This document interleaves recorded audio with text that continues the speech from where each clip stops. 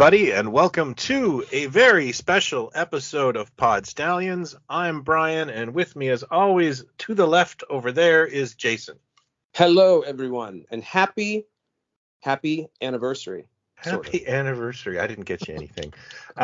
It is our 100th episode. Not counting the minis. I don't want anyone to be like, actually. But yes, we 100 full episodes of Pod Stallions. Were we ever so young, Jason? I don't know. I can't even remember. I don't know how we did it. And boy, if you'd said to me then what I know now, I still would have done it. We would have done 200 by now, probably. Yeah, maybe I would have done some more. Maybe gotten more done. No, but it's that's a hell. Now I think we can go into syndication, right? Can't we? That's right. Yeah, we'll be weekdays at 4:30, right after the Doris Day show. Perfect. Yeah. Perfect. I've always wanted to come after Doris Day, if you know what I mean. Oh, come on! Right away? Away? Our blue show is after 10. All right. This is what we didn't mention is now that we've hit 100, we're going all blue all the time. And I want to start by reading some of my saucier Masters of the Universe fan fiction. Oh, great. As you know, Jason, I am predilected with the character of Ram Man. Yes. I did know that. And you finish it, and then I'll get to my limericks. Ah, yes. Well, this particular tale is Ram Man, and he's accompanied by Fisto and Evil Lynn. What a treat! That's as far as I've got. Something silly's gonna happen. It's very ribald. Something weird's gonna happen. So, 100 episodes. It's hard to believe, and I don't think you look a day over 40, frankly. Our episodes. What I think is interesting about this is just recently you had gone back. You went back and listened to some of episode 7. Yeah. And said how much we sort of jumped all over the place. Well, I don't know what it would feel like going back that far to hear it, because I feel like we. Yeah, I never listened to me. And my wife doesn't want to listen to the show. She's like, I live with you. You are the show. My sister listens, and my sister's like, I love your show. I love you guys. Yeah, I love listening to your voice, and you guys are fun. And she said to my wife at dinner once and said, so do you listen? She's like, God, no. And I found that really funny. It's like, yeah, you live with this. You don't need it 24/7. She's like, I find my husband's voice annoying, but the other guy, jeez, that's good. Just my ears bleed.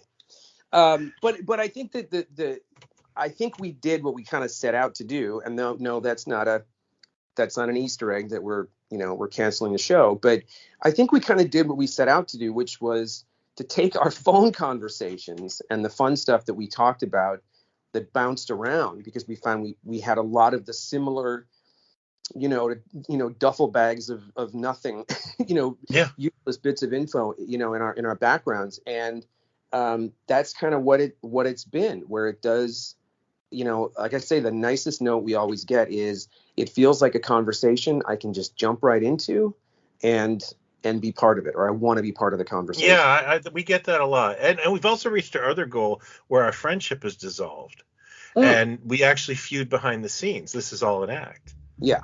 Which I think is probably not since Martin and Lewis has there been such a dichotomy between Opie and Anthony, yeah, or who's the other one?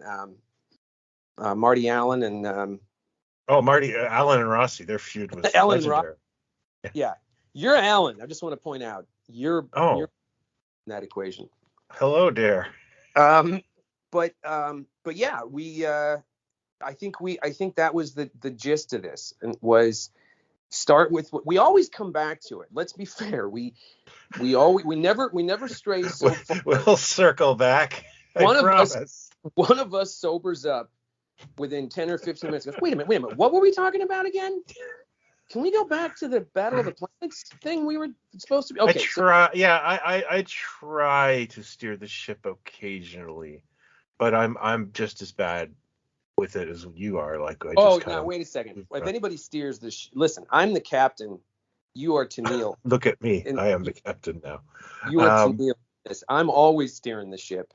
but you do steer the ship as well. But because that's just how my brain works sometimes. But you've got so much Somehow info you're Daryl Dragon in this that you give out. But so I hope that everybody has enjoyed it.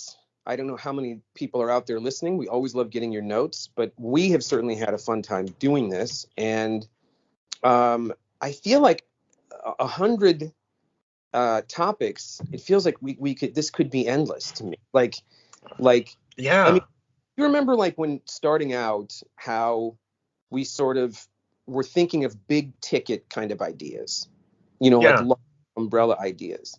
And then we reached a point where we went, well, why not Roddy McDowell? Why wouldn't we give love to, John Saxon or whatever?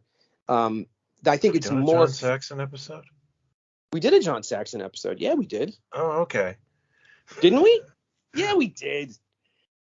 No, we did. You're the archivist. You're the one who always tells me, but I'm sure we did a John Saxon episode because I talked about Rockford Files, that you've never seen the Rockford Files episode he was in. Oh, that's right. We did. Okay, yeah, it was episode 82. So that was 2 years ago. My God. Yeah, I know. Wow. Yeah, that's bothering me a little bit that I didn't remember doing that. Well, but what I was saying was I think we started with these larger kind of topics and, Yeah, we were doing like digests for a long time. Mm-hmm. And I think that was, myopic in the fact that we really didn't, like we would do a whole episode of Jerry Anderson. Well, then later on we ended up doing like a Space 1999 episode with David Weiner, and that was so much fun. That was such a good episode. Yes. So, we were doing these huge retrospectives. Right. Whereas we could just talk about one thing and have fun with it. And I think that's the biggest change we've had. Yep, I would agree. It's like we did the Jerry Anderson one, thinking, well, this is the only time we're going to hit this. Yeah. That's like, it was that's what I mean. It was kind of myopic in the fact that we thought, well, we're done with that forever. And it's like, why? There's a lot to talk about there. So yeah, that's I agree with you. I think that this is kind of endless, and it's not hard to come up with topics lately. No, and I think to doff my cap, if you will, to the two of us, I would say that's part of the joy is we have a very good rhythm, and we don't sound the same. We don't talk about the same things. We have the same, enthusiasm to the things we love. But I think it's a really good tennis match where we can, keep it loose and keep it moving. And, that's a testament to, I think, our chemistry, if you will. Yeah, I completely agree without getting, without tooting our own horn too much. But I think we do good. Yeah, I think so. Yeah.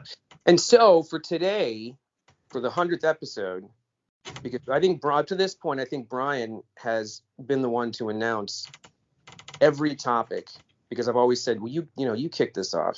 Yeah. We're going to, just for once, I just get to do this once and back for the next 99 episodes. We thought, what would be a great giant topic to do, because there's so much to talk about, and the world happens to be talking about this topic right now at the moment, and that is the character of the Batman. And there's so much to, after you're saying how myopic, things were, and, digest size, was still a lot to discuss. But I thought, what a fun thing to do for the 100th episode. Yeah, specifically talk about Batman in cinema. Yeah. And boy, when I was reflecting on this, because I actually do some homework sometimes, the one thing I will take away from this right away is every Batman movie is a snippet in time in my life. Like Batman movies basically began, for me anyways, at the beginning of my adult life. I think I was 18 when the first, not counting the 60s film, which we'll get into, but and then I started thinking about each film, and it's like, oh yeah, I was this age then, and just in different stages of my life, and it's kind of fun to think of those movies now, because they were events, they were big deals until they weren't. You know? Yeah, no, it's true, and I have this. I was talking to Alex the other night, as a matter of fact, about just the memory and how what things, you know, if a bioengineer, you know, is into his thing, he's probably not going to know when the Spider-Man TV series launched on television. But if you're into such things, if you have that kind of memory, then all these things are fixed points in time, or like, I know what that year, and I know where I saw that movie. I know who I saw that film with. I know the year. And all of these are, I mean, I was just thinking, it's funny you say that, because I was just thinking about, I was revisiting some of the Nolan stuff recently, and I had thought that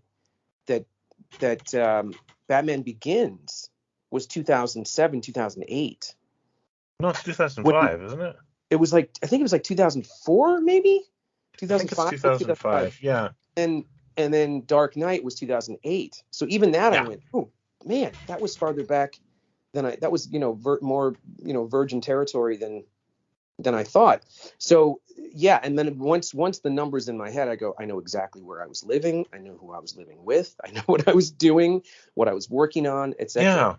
Yeah. But before we get to 89, let's just quickly talk about the TV series, or your what was most prominent for Batman in your life before the movie?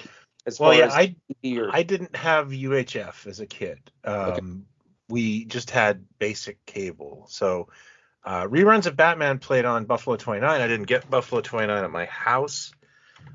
So like my neighbors and all enjoyed Batman, but I saw the Adam West show like twice as a kid. I had the Viewmasters, and it definitely made an indelible impression on me. I remember like I must have been a little kid when I first saw Yvonne Craig as a Batgirl, because I was like, you know, forever smitten with redheaded women.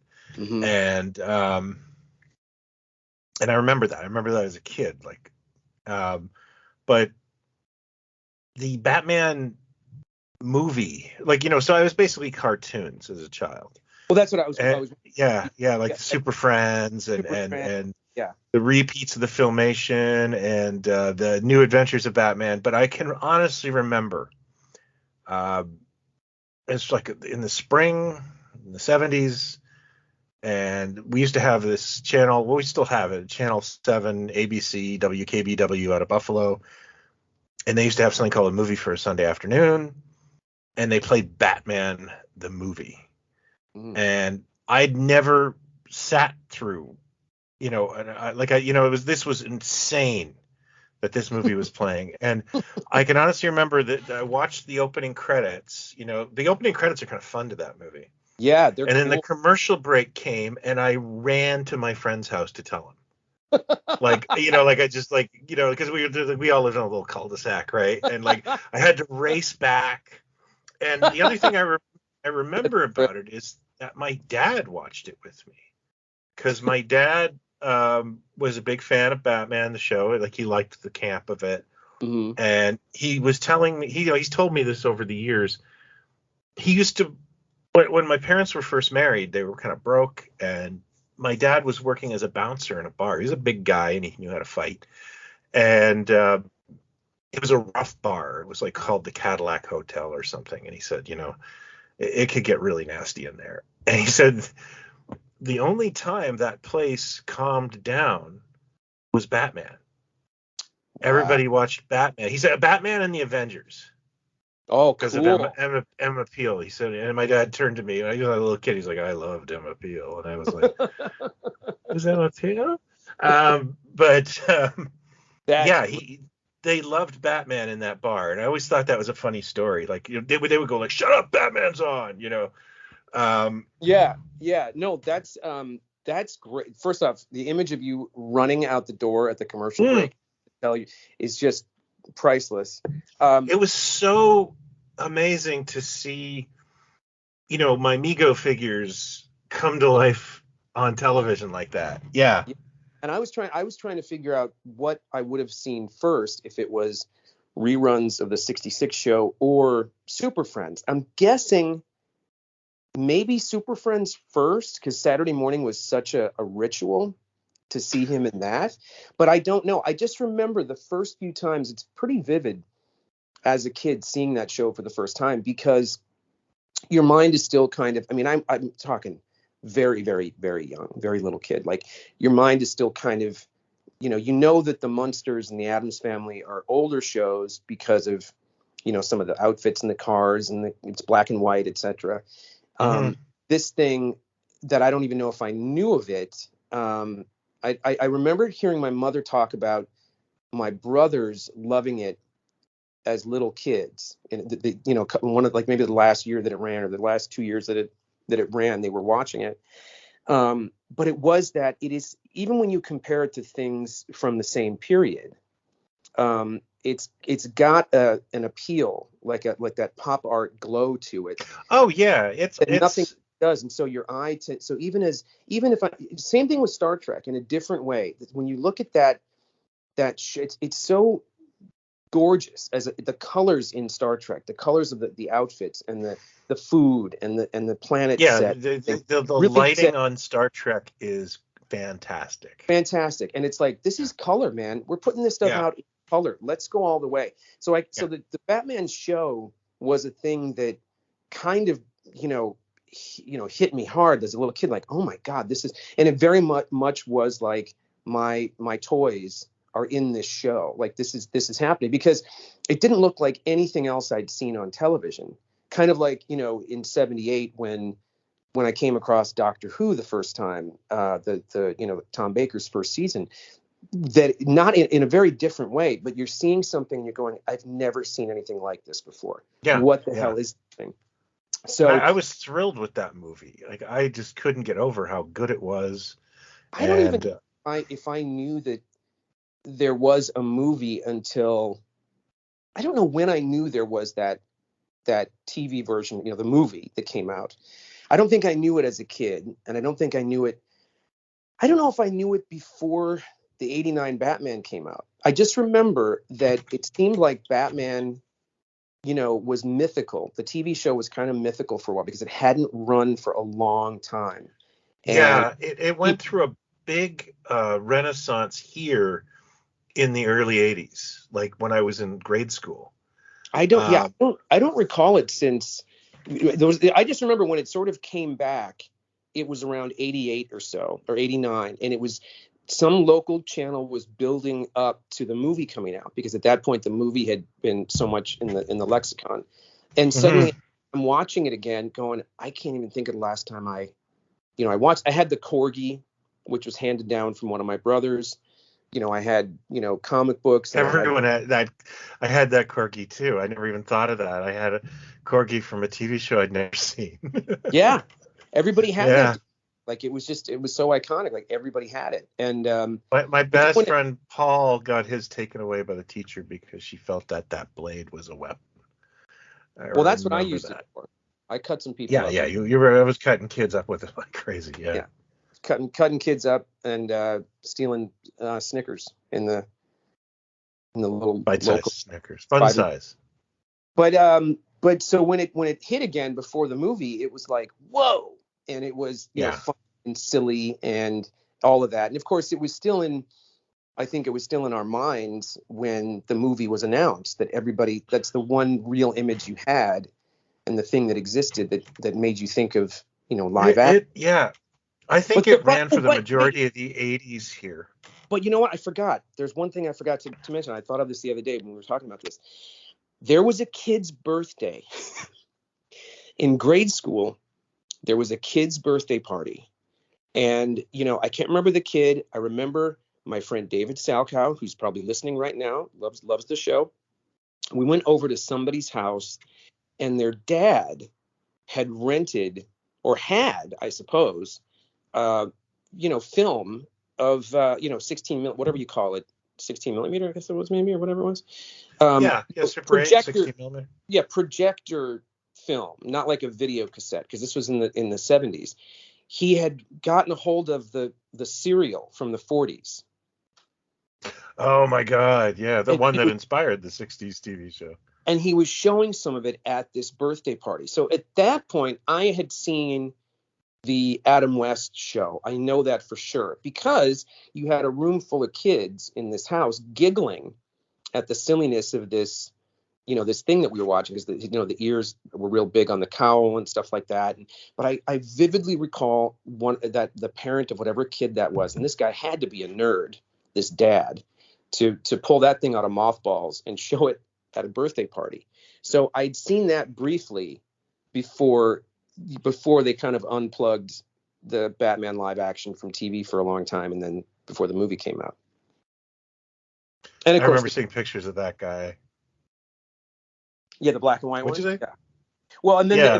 the cartoon, because I mean the Super Friends, they seem to run that forever, or they did variations on it all through the early '80s, I think, right? Wasn't it?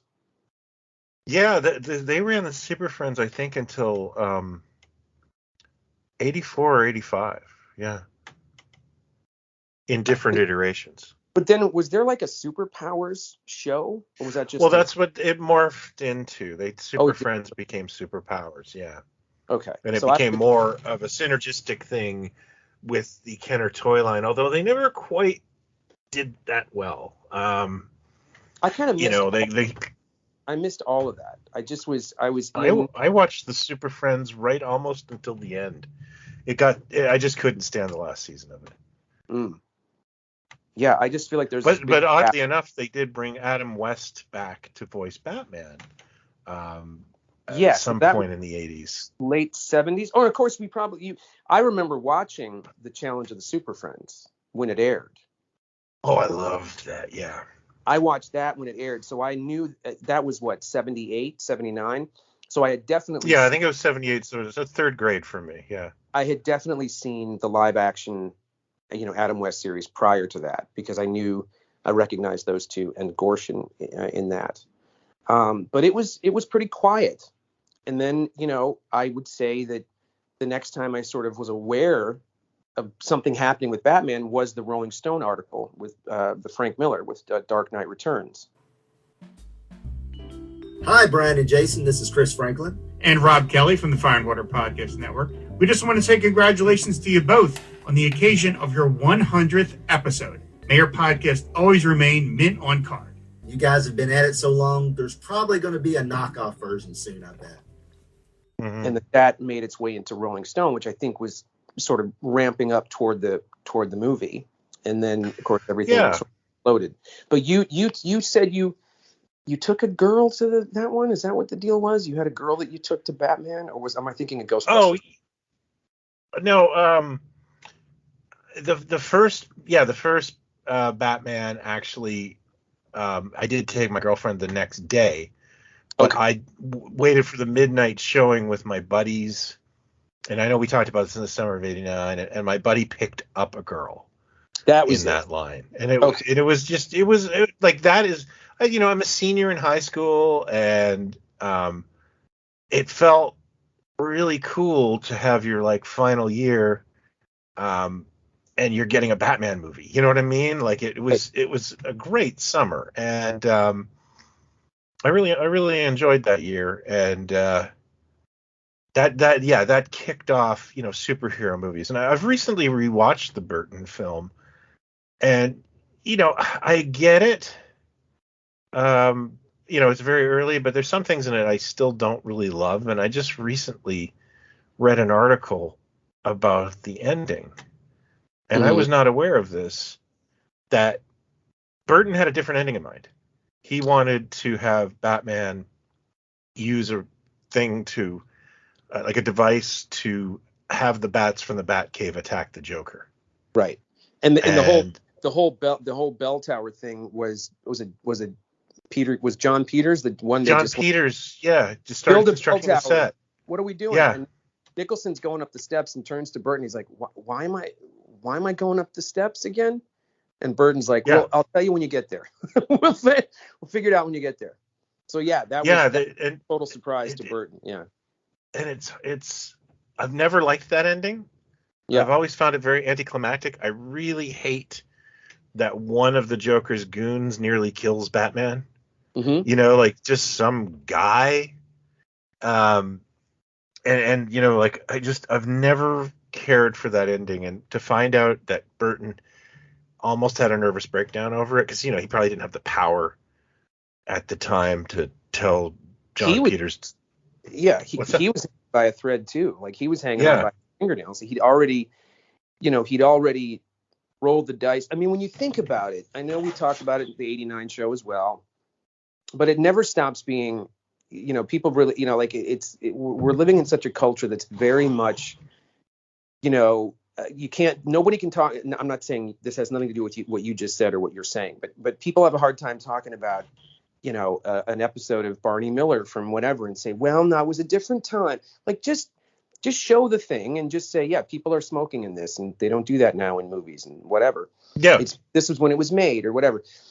So we're sort of in this world where everything is, you know, if this and if that, and you know, the fact that Burton, I mean, some of the names that were thrown around for Batman are pretty crazy, you know, on their own, but that he took that chance, and of course everybody had the same reaction, and then Clean and Sober came out, and people went, oh, he's actually acting, and then it sort of, you know, that lessened it a bit, but it wasn't until that trailer. And it's funny you say that because of seeing the new film, I decided to starting to dip back into the Batman movies in different ways. And so I just watched Batman and Batman Returns a few weeks ago, and I bet I haven't seen those probably over 10 years, I don't think. And what I get from watching the '89 Batman is I'm immediately transported back to seeing that first trailer and then being in the theater. Yeah, there's a nostalgia.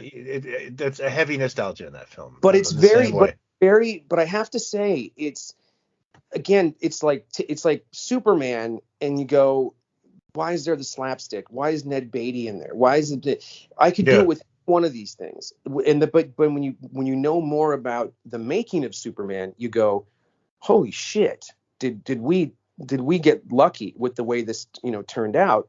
And with Batman, it's like there's so many ways this shouldn't have worked, or it could have gone wrong, and didn't. And so I kind of, as a thing that shows up in pop culture that nobody knew what to expect, or the naysayers thought it was going to be one thing and it was something else.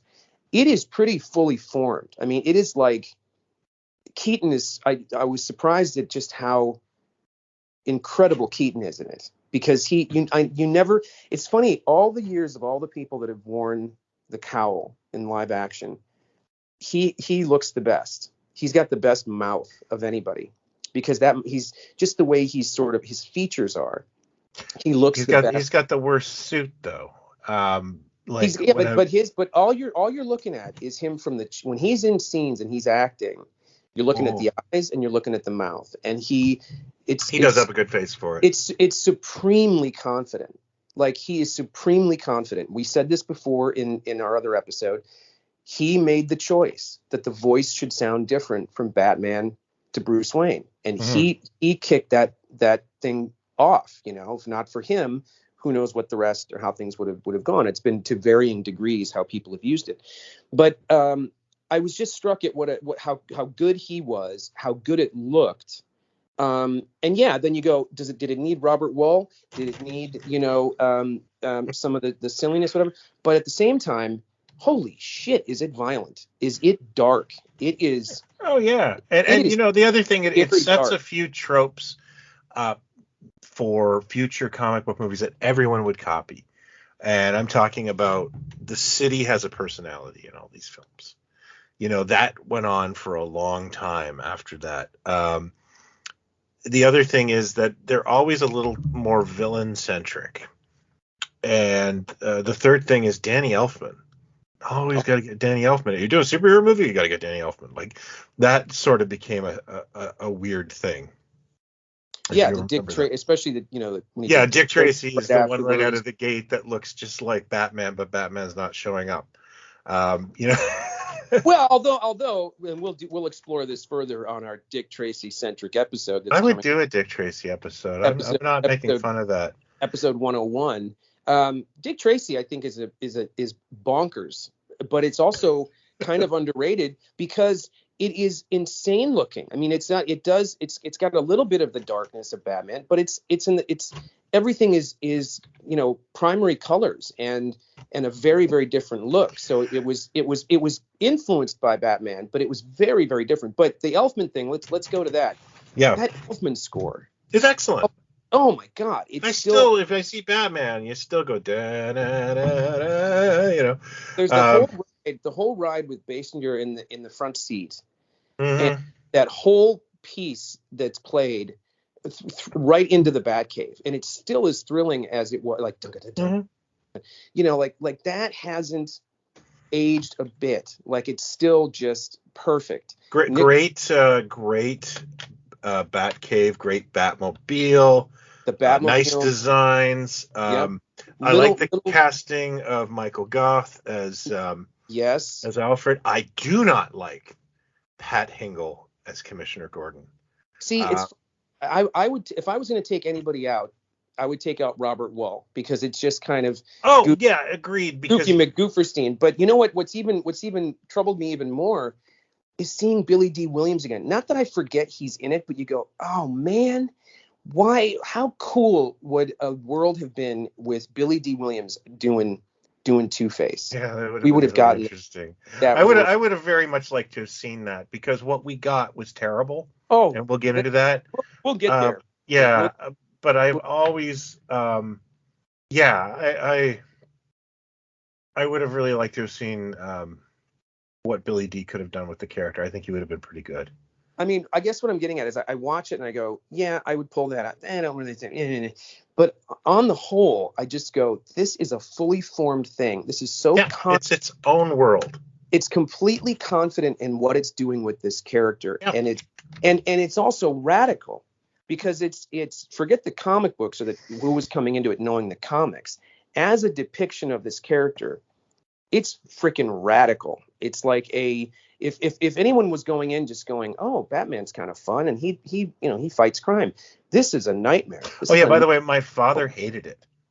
I mean, people did. A lot of people hated both of those because there was they didn't find joy. Although I'll say there's some nice visual gags and some little winks to the audience that are fun, that are there's a couple of the moon thing is a bit goofy, but the thing that made me laugh, I remember being in the theater and people just screaming when that happened. Yeah. Like it was speaking to them. You know what? The energy of being in that theater at midnight for the original showing was pretty cool. Oh my God. I think I saw it at 8 o'clock that night. Yeah. Yeah, and I loved the Summer of Batman. I absolutely loved it. I thought the toy line was terrible. Years later, I found I befriended the guy who actually did that deal with Warner. Mm-hmm. And he said, yeah, nobody wanted it. Can you believe that? There you go. Once again, I remember, then again, we're repeating ourselves from the previous episode, but that Warner Brothers catalog. Yeah. Oh yeah. And that showed all the prototypes in that photo. And then the hunting for this stuff. And I had all of it. I had the very first edition of that Toy Biz Batmobile with the plastic thing that went over it for the shell. I had all the figures. I don't think I had the Batcave, but I had like the projector gun, and I got just all. Did you get Bob the Goon? I got Bob the Goon. I got everybody. I got whatever that thing was. I remember Topps put out a Batman magazine. Yep. And in it were pictures of Joe Desris's Batman collection. And I was collecting Megos at this time. Like, I was already a toy collector, and I was drooling over that. And that summer too, my parents moved to the country, and I was ping-ponging back and forth between their place and their old house. I actually spent my senior year of high school in my parents' house with no one living there. It was awesome. Uh-huh. And but I remember the only thing they didn't have TV at the new house, and it wasn't set up. So when I went to have dinner there or something, I left that magazine there so that I would have something to look at. So I probably read that Topps magazine like 50 times. There was the Topps magazine. There was the movie book, which had great designs in it, like, you know, some of the designs of the Batmobile, the weapons, things like that, like the Topps, you know, trading cards. Like I went all in. Oh, I bought all those trading cards. Yeah. For all of this stuff. And it was also like that same around the same time as the toy shop paper being an ongoing thing. Oh yeah. And when I first heard about the Takara 12-inch Super Joe body, you know, Batman, which now I'm sure just looks like almost like a knockoff, but at the time it was like, this is the best Batman movie thing ever made. Oh yeah. Leather look outfit and the hand, you know, whatever, and finally tracked one of those down for the princely sum. I think it was like $75 maybe at the time. That was a lot of money to spend on something like that then. But it was only in Japan. There's another figure that I still have that's about 6 inches tall, maybe 5.5 inches tall. That's very Keaton, and it's got like, you know, like 8 points of articulation, but it came in a little box that was a Japanese thing. There were little Japanese model kits, you know, the kind that came with a little tiny box of candy, and then to the right of it. Yeah, I had a couple of those. Yeah. And they had the Batmobile, and they had a figure of him that you could build. I had that. There might have been another one, but maybe it was, but the Batmobile even shot little missiles out of it. It's a kit that you built, and the missiles shot, and a tiny little figure of Batman went in the cockpit, or the, you know, Japanese model kits. They're kind of like half toy, half model kit at the time. They're wonderful. I've got a bunch of that stuff. Yeah. Yeah, and it was just like, wow, here we go. This is what movies are going to be from now on. This is what they did it. They pulled it off, and it was a triumph in the sense that it was the biggest movie of the year, but that everybody kind of went along with it. There must have been a lot of people that were shocked when they saw at how dark it was. And then I remember watching the CBC review, and the critic, to his credit, he was a pretty good guy. He said the movie presents itself as a dream and insists upon itself. So, you know, he was basically saying that, like, you just kind of fall into it. And I always kind of liked that way of saying it, you know? Yeah. Yeah. And it kind of, and then of course it I'm going to get the timeline wrong, but I think it was maybe a year. So the movie comes out, it's out all summer, it's out in the fall, it's going to dollar theaters when they were still around, you know, after the run. But then it comes out on VHS, I want to say a year after it premiered. No, not at all. It came out on VHS very early. But it wasn't the fall. Christmas season. Okay, so it comes out June of '89. Yeah. And I remember by October I was going on a double date, and we went to the theater, and it was still playing. And we were like, I don't want to see that, you know. So it hit in time for Christmas of 89.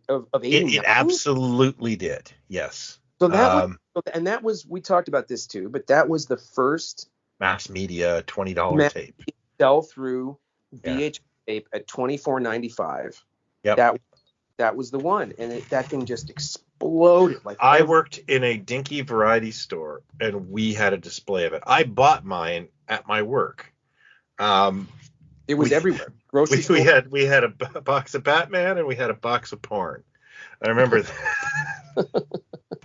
Well, that's a toss-up. To this day, that's still a bit of a. That's a good choice. But I remember there was no Happy Meal in this country. There was no the fast food tie-in for the first movie was Taco Bell, and that's, I believe, when Taco Bell introduced their cinnamon sticks, whatever they were called, these little bits of fried whatever in a little bag.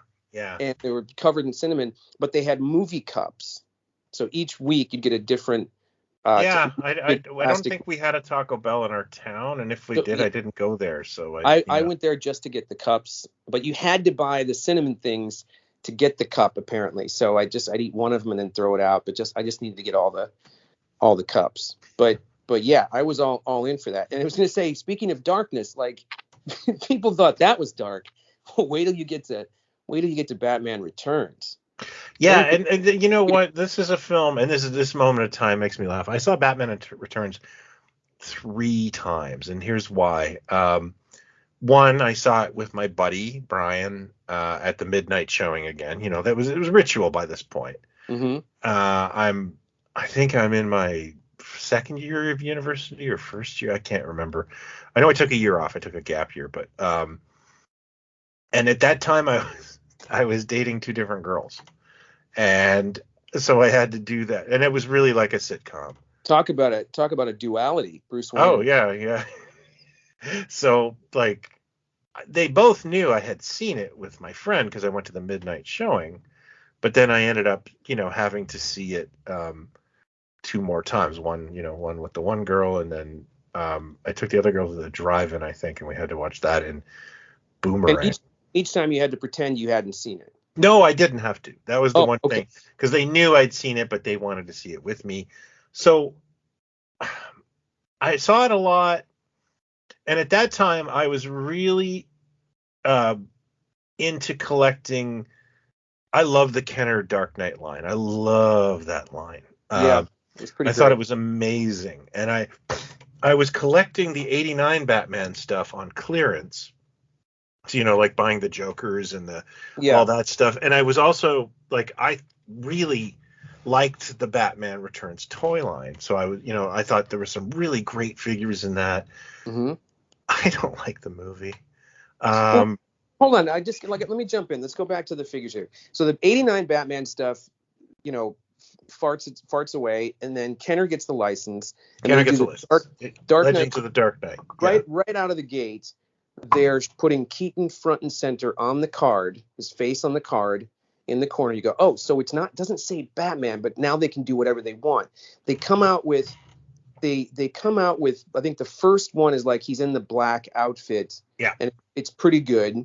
Then there's 3 or 4 or 5 or 6 that are in, snow, and then this is the beginning of the Batman, like, armors and outfits, variations. But they never do a movie Penguin. They do superpowers Penguin. And I agree with that. And then they do the Catwoman, which they short pack, which becomes everybody goes nuts. Chase figure. Yeah. But what they did do was a brilliant Batmobile. They did Robin.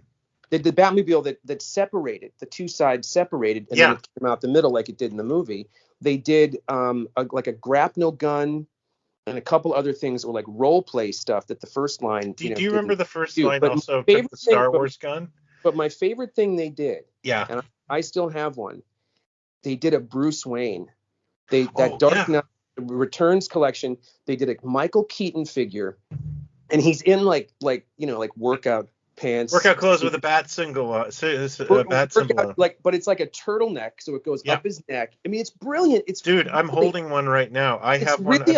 It's really a smart design when you think about it, because the turtleneck, the sculpt of Keaton is wonderful for the time period. That is a wonderful Keaton, and the little outfit. And I'm like, oh my god! And he clip on his bat armor with a little cowl that goes over his head, and it looks great.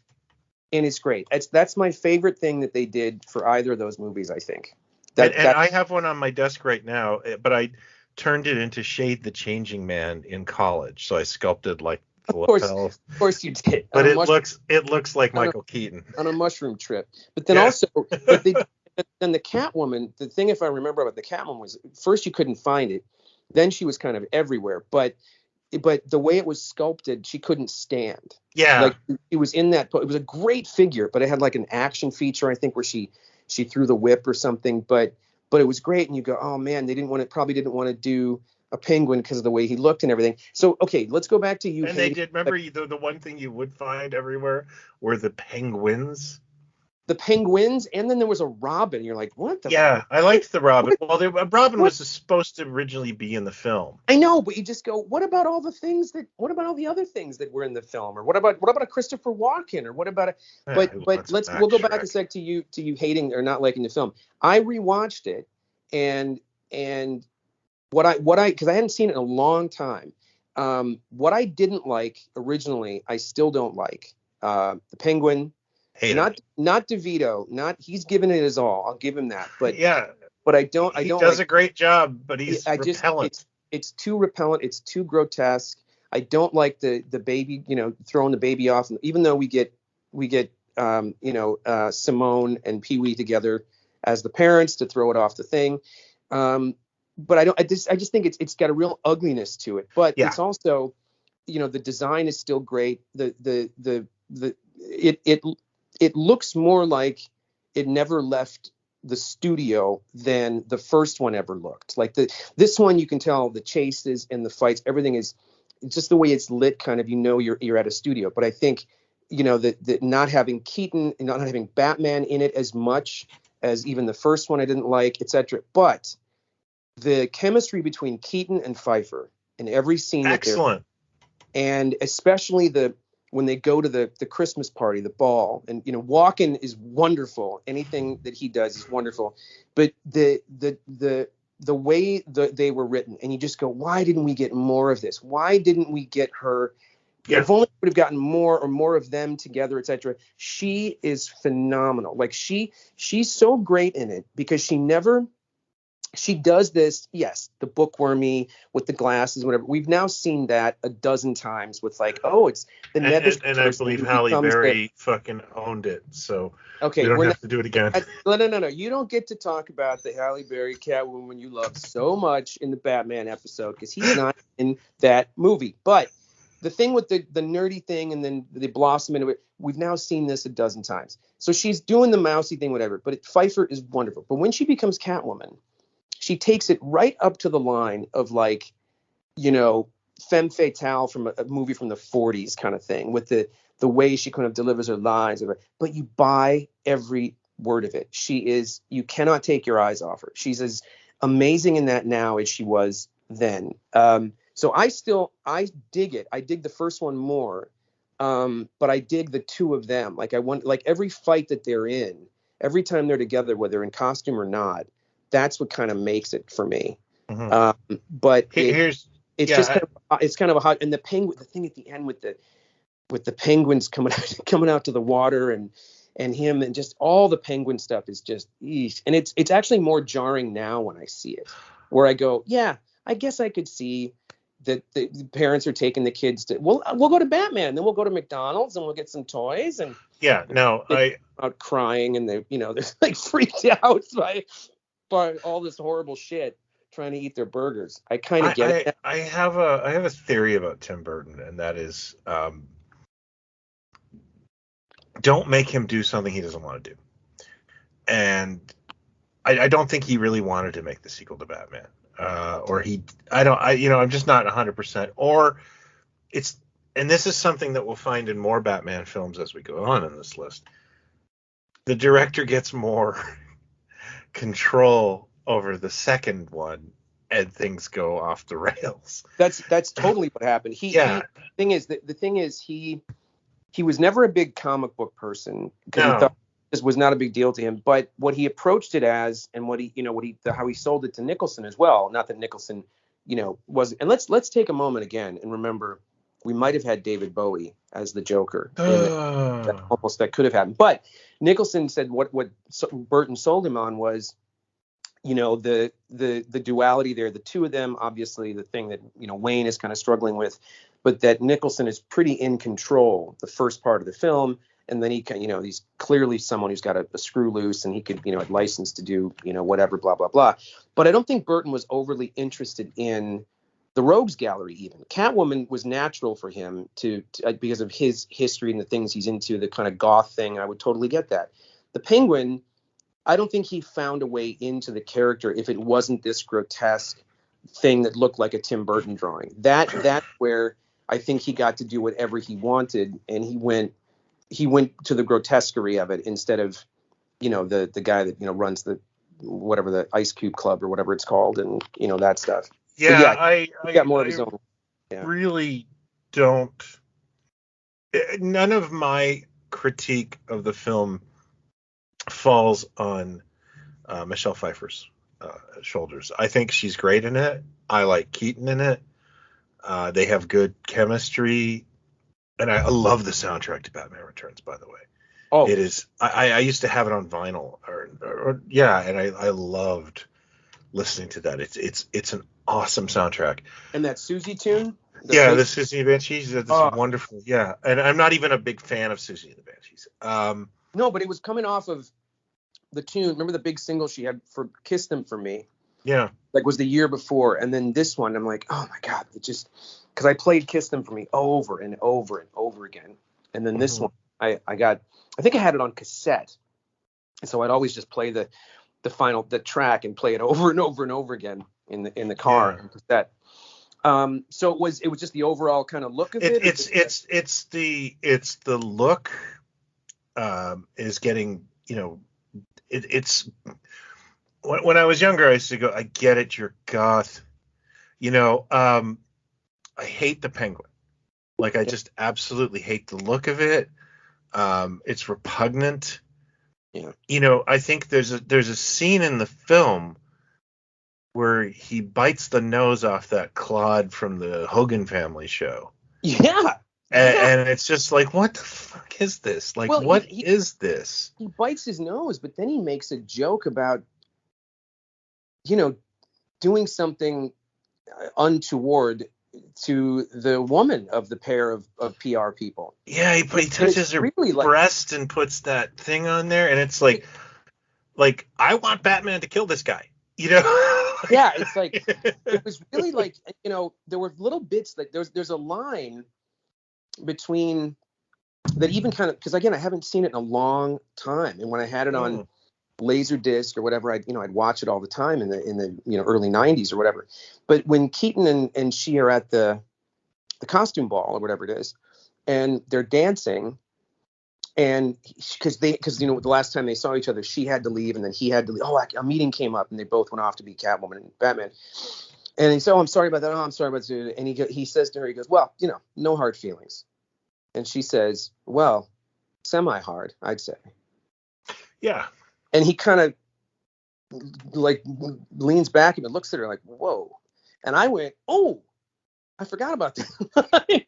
I forgot that line, which is, I mean. What you want on a McDonald's cup. Some of the Roger Moore Bond films, there's the one, Moonraker, at the end of Moonraker, they're watching him on a screen and W says, what is he doing? What's going on here? And I think M says, what is he up to? And he's, Bond is floating on top of the woman in the film, and Q says, I think he's attempting re-entry, sir. Oh yeah. But I mean, I was like, whatever. I was a kid. I'm like, that's something dirty. I'm not sure what it means. I was a kid. But then you see this and you go, whoa, that's holy. I didn't expect that. Like it's loaded with these like just kind of crossing the line, and of course just the what Walken does to Pfeiffer. It's too like it's too dark. Yeah, and I don't like that. And the other thing is I want to say is like I hate Frank Miller's influence on Batman, because it's I don't know why after the character was like 50 when the first movie came out. Why the hell we all just fixate on something that happened in what is like an alternative universe type thing. Yeah, I'll only say this. I agree with you. I think Miller did some good stuff, but I think he's, as creators go, he's not in my top whatever. But I'll say I have more time for Dark Knight Returns. I have no time for The Killing Joke. And I love. I you know what, The Killing Joke is another thing that I thought was cool and I got rid of years ago. That thing, legend has loomed so large, and you hear so many people when they're talking. There's a thing on HBO Max that after you watch one of the things, there's like a Joker special, like a 30-minute Joker thing, and they're pulling clips from all the other films and all the other sit down interviews, the EPK type things from however many years of DC video movies or animated series, whatever. And you got people like Jeff Johns and I'm going, oh, Killing Joke is the greatest, if not, oh my God, that's the thing, if not for The Killing Joke. I'm like, it's horrible. It is a terrible. And even when even Alan Moore disowns the thing. Yeah, when Alan Moore goes, oh, I didn't want it to be continuity. Yeah, I do not get that. So the Miller stuff, you go, yeah, it's almost like it's like it's a little bit like Bond in the way that Moore became such a cartoon that when Dalton came in, they knew that who they were getting because they'd wanted Dalton several times before this, and now it finally happened, and they kind of knew where this was going to go. But even he said, "Look, pull this out. I'm not going to say it like it's take the Roger Moore stuff out, whatever." And you got these two films that were well reviewed. The first one did great. The second one did well around the world. Got caught up in this same summer, the summer of '89. And then you had the legal stuff for 6 years. So the legend becomes, well, the reason it didn't work was it was too dark and too violent. Nobody liked Dalton, da-da-da-da-da. When that was just, it was never the case. And so when they brought it back, it became a little more kind of more friendly. It became a little more like, Brosnan was the, like Roger Moore's nephew kind of. And it was that, and his then got more ridiculous and more cartoony. So then they reach a point and they go, we got to bring it back and make it gritty again. And there goes Casino Royale. And then inevitably, Craig's ones get more silly as they go until you get this ridiculous one we just had that we waited 18 I haven't seen for. it.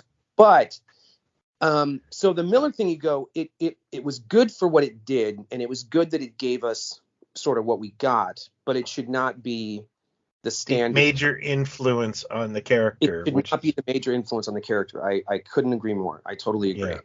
So that first one works better than the second one. The second one really works because of Keaton and Pfeiffer, and you just want to go, we don't even need the Penguin, or we could have had him have less. Well, this is another thing I want to mention. This is the first film of many superhero films where there's too many villains. Yes. And this one is really the first time we experience that, but Hollywood does not learn its lesson at all. So that was my biggest beef with it. But legend has it, and Burton has certainly talked about this, that he was ready to do a third one. He was ready and raring to go. With and they had a meeting, and they were like basically trying to nicely say, we don't want you. Is there anything else you want to do? Do you want to do like a comedy, like a Cheaper by the Dozen kind of thing or something with puppets? And he's like, you guys don't want me doing this, do you? And then I think that the word, I've heard two conflicting things, was that was the word. Burton's not going to do it.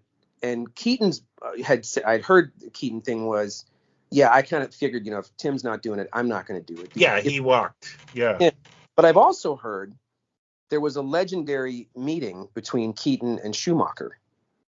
And, oh, really? And that rubbed Keaton so the wrong way, and sort of what he wanted to do with the character and some ideas. I think you're right. I think that's been a recent revelation. Like, Keaton's doing the rounds, and I think I heard that too, where he just went, nope, fuck this, and he, he went, and I saw Forever at a screening. It was one of the first screenings I went to. It wasn't the premiere. It was like the day after the premiere at the same theater in Westwood where they held the original Batman, 89 Batman.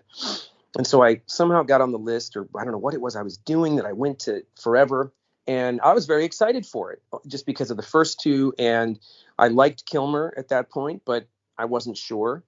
And I remember hating it. I remember coming out of it and just going, what the fuck? Even on the night. And the guy that I went with was named Nathan Miles, who I'm still friends with, and I had him in stitches on the way home, just tearing it apart. We got free copies of the soundtrack, and I think I was like, this is going to be better than the movie, kind of thing. And I disliked it from the night I saw it, and for me, it's only gotten worse with each subsequent viewing. But really. Oh my God, I think it is diabolical. I think it is just awful. Okay, here's where you and I kind of, I liked it. I had a feeling you were going to have a soft spot Forever. The Riddler's my favorite villain. I liked it, but like now I look at it and go, oh boy. I liked it for a number of reasons. One, I liked Val Kilmer as an actor. I thought it was nice to see an opening scene where Batman actually was fighting. Yes. Because Burton's Batman was always just like murdering people and, like setting them on fire with his car and, putting bombs on them. I can speak from experience. When you live alone long enough, yeah, you get a little carried away. I know the feeling, believe me. Yeah, and I was I was a Jim Carrey fan since I was a kid because like I was a Toronto kid and I remember Jim Carrey from like yeah. And let me be clear too. I think you and I have talked about this too. We saw Ace Ventura when it came out. Mm-hmm. And I remember going with a couple of buddies and the theater was empty and we laughed our faces off. Oh yeah. It was great. Just so stupid. And so it hasn't super aged well, but no, that's true. But it was just, you're watching him going, what is he doing? Like, what is he going to do this the whole movie? And then you just go with it. So I was, In Living Color and the movies he done. Like, let's go, Jim Carrey. I remember Robin Williams kept getting flouted, and I wanted Robin Williams as the Riddler at the time. Yeah, and I actually think he would have been subtle compared to what Jim Carrey did. Yeah, and I guess he felt quite used by the studio because they were just touting him out, but he was never going to get the part. That's right. Yeah, and I remember my friend saying Jim Carrey got the Riddler, and I was like, well, that's awesome. And I remember I was in my early 20s. I had a wonderful basement apartment in Jane and Finch in Toronto. That is a chef's kiss neighborhood in Toronto, just so you know. Like it is there was some gunfire there. And life was good. Like I think my rent was $200 a month. And, I just remember I was working my job and we had a magazine rack at work. I was working retail. And I think it was GQ magazine had a spread of all the villains in the film. Mm-hmm. Or all the characters in the film. So you got Jim Carrey's Riddler, and then there was a page of Tommy Lee Jones's Two-Face, and then there was Chris O'Donnell's Robin, and Val Kilmer's Batman. Yeah. And the other thing is I love Robin. I wanted to be Robin when I was a kid. So this was like, really? Yeah, oh yeah, I loved Robin. Because if you think about it, like Robin was a teenager. That didn't come out right. What I meant was, that's like, I don't think I've ever heard someone say they wanted to be Robin when they were a kid. Robin was like 20 when I was a kid. Like, Neil Adams drew him as like an adult. Right. And I wanted to be that kind of like badass adult. Robin was cooler than Batman to me when I was a little kid. The college Robin. And the one college Robin, not the little boy. The one in flares. The one who's always wearing flares in the Neil Adams. Yeah, he's got big sideburns. Yeah. Yeah. And it was like this kind of, that was the film I really liked. Like, I watch it now and it's like, whew. Wait, so when you saw it in 95, you dug it? I think it was 94 that came out. I liked it a lot. I think it was 95. No, you don't have to. We'll get letters. People write in if you know the year that Batman came out. I wanted to juxtapose. PO box. Oh, it is 95. You're right. Hello, this is famous cartoonist Art Baltazar. You might know me for things like Tiny Titans or DC Super Pets or Itty Bitty Hellboy or my very own Oh Yeah comics. I'm wishing you, and I'm here to wish Plaidstallions a very merry 100 years birthday. 100 episodes for this Pod Stallions. You're a good man, Pod Stallions. You're a good man, Brian. You guys are awesome. Okay, bye-bye. I wanted to juxtapose. PO box. Oh, it is 95. You're right.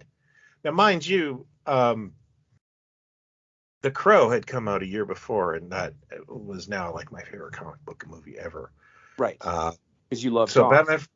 I got a free soundtrack at that one because my friend Sean took me. Wait a minute. Okay, so when you came out of it in 95, you enjoyed it. I loved it. I went to the midnight screening. I went by myself because nobody wanted to come with me, and I got drunk at a bar. And how times have changed. Not at all. 1992. 1992. You see it 3 times in 1 week. Take 2 different women. And Fast forward to these- 1995. Nobody wants to go. You get drunk at a bar and head off to the movie. Well, also, I want to point out that 1995, my girlfriend was planting trees 9 hours away. Is that a in the euphemism? summers? No, it is actually what she was doing. It was a legitimate I college actually job. thought it was a filthy Canadian sex move. Actually, No. I wish. So you went and saw it, and when you came out of it, did you know that you liked it better than the other 2? I liked it better. Yeah, I really liked it, and I thought the toy line was horrendous. Horrible. But, yeah, I thought like it had now taken a dump. Why don't we start with let's start with Kilmer, a guy who I had enjoyed in things, and I think he did a film. Did he do Thunderheart before Batman Forever? I don't know. I'm always a top secret guy. You had Top Gun, which I think he's the best thing in it, and then you had that other one that he did, and then something else. So by the way, I just want to point out that. The Doors. He did the Doors. Yeah, he did the Doors. I freaking hate Tombstone. So Tombstone was before Batman Forever. Yeah, right? but I mean, Okay. like, I never dug that movie. But again, I'm thinking coming into 95, Batman Forever, the Kilmer stuff that I haven't been like, oh, Kilmer's the greatest, but it was like, oh yeah, that's a cool choice because he's I thought it was a great choice. Yeah. Tombstone. He's good in Tombstone. He's good in The Doors is a horrible movie, but at least he was. I liked The Doors at the time. I haven't seen it in years. Oh boy. So including the naked Native American that walks around and gives him visions and stuff in that. Oh, you know what, dude? I haven't seen it since I saw it at my friend Brian's place on VHS. So I'm going, yeah, Kilmer, this is a good idea. He just seems, and I've read the articles and I've seen the videos on YouTube. You can't dress this up and make it seem like he made these choices. He is completely disinterested in what he's doing. Yeah, I will 100%. And he say also that he is just walking through the movie. He never really does. He never really differentiates the Bruce Wayne voice from the Batman voice. No, if he does, it's only a smidge. I never liked Chris O'Donnell, so he comes into this thing guns blazing. Oh, I did actually. He's playing a grown man, but he's playing him as if he's 14. Like he's, I'm gonna. Yeah, there is a little bit of. Thanks, Al. I'm gonna take off and this and that. But even just like the Batmobile, I'm going. It's ridiculous. Why would you, if you're gonna redesign it, which is dumb enough because you built this thing up to be. Well, you need to make new toys. But it's the Batmobile to me is everything wrong, on design. It's horrible. What that movie is, because the defense of it, not you, but I'm saying people's defense of it can be studio thought Burton was going too dark. Let's lighten things up.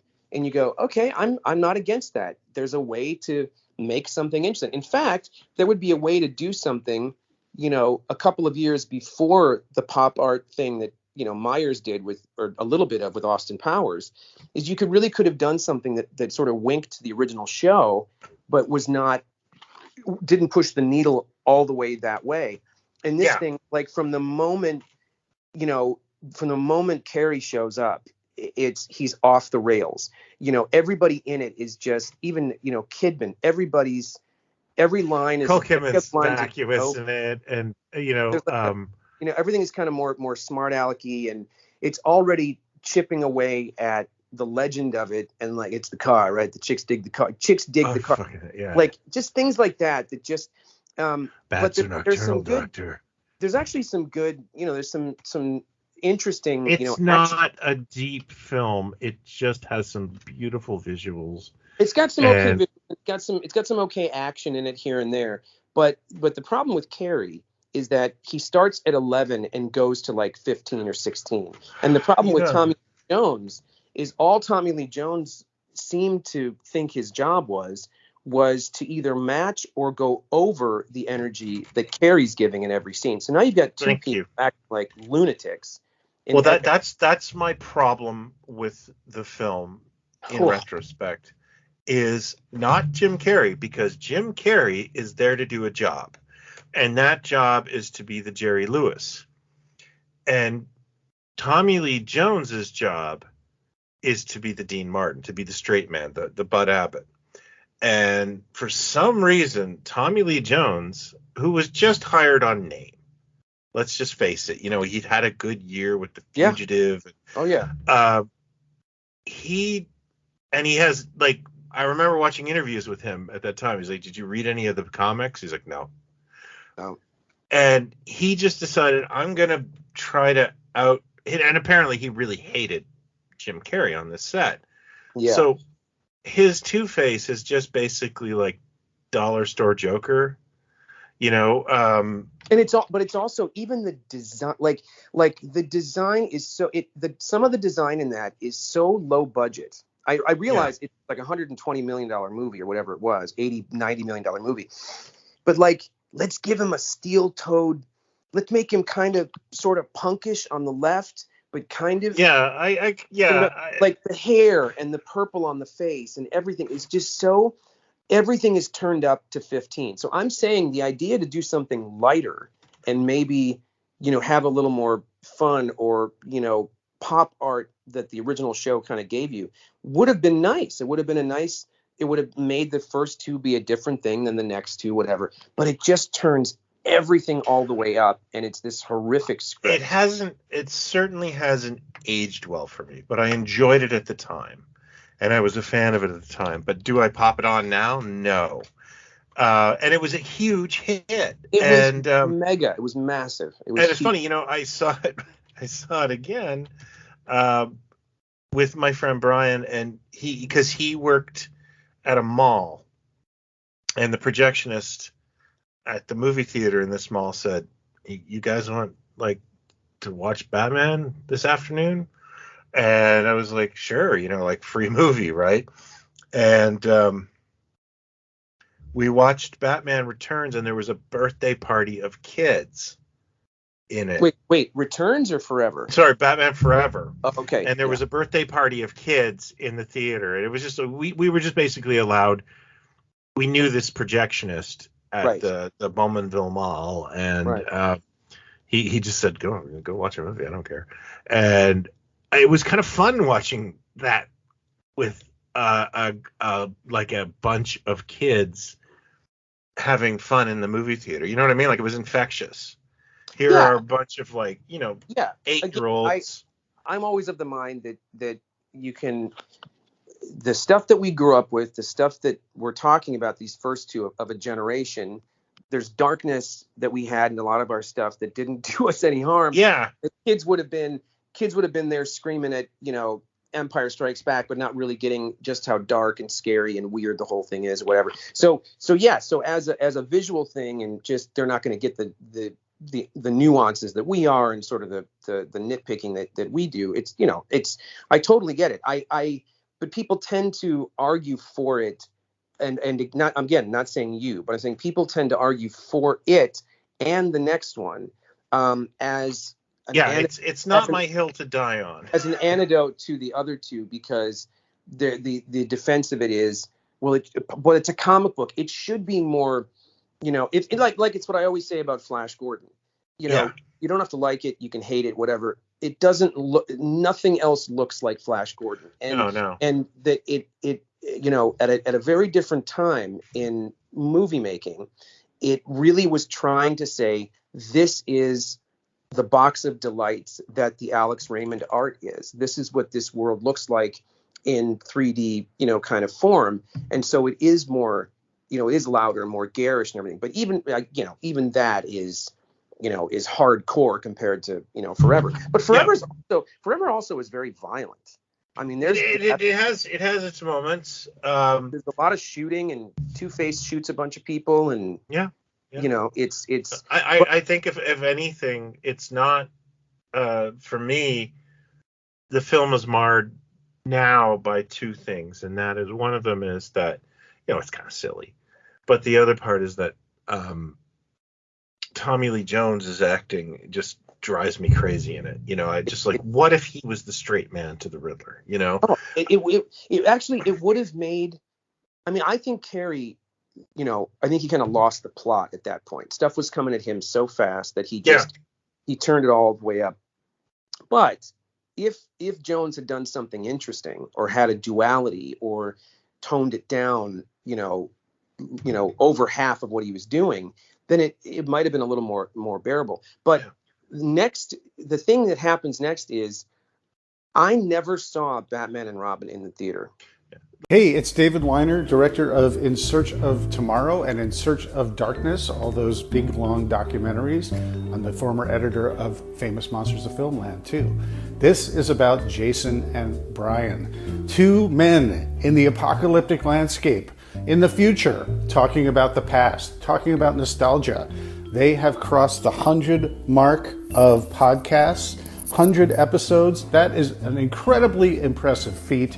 This is such a great podcast. I started listening to these two when they were simply a podcast that I had stumbled across, and I started talking back to them. I wanted to participate. I was like, I know this stuff. They're speaking to me. They're speaking to me. Anyway, they were gracious enough to make me their third chair a few times. I'm honored. The fact that they've crossed 100 episodes, 100 podcasts in this day and age, when it's really, really, really hard to maintain that with our lives that we live today. I think it's such an incredible feat. Jason, Brian, you guys rock. You guys know your stuff. You guys are so personable, and you are to be commended. Congratulations, guys. I was very anti-George Clooney. I've learned to love him in many ways, but at the time, I thought he was very one note in everything he did.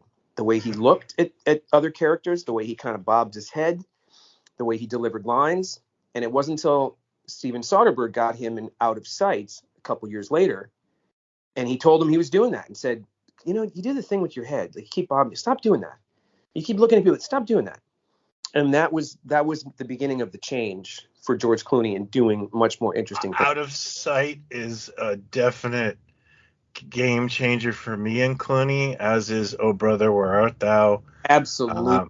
That's when I started going, oh, he's not that bad, Yep. He's stretching. But at the time, so when his name was thrown out for Batman, I went, it's about the mouth. It's about the mouth. Keaton's got a great mouth. Kilmer's got great lips. Clooney doesn't have a mouth.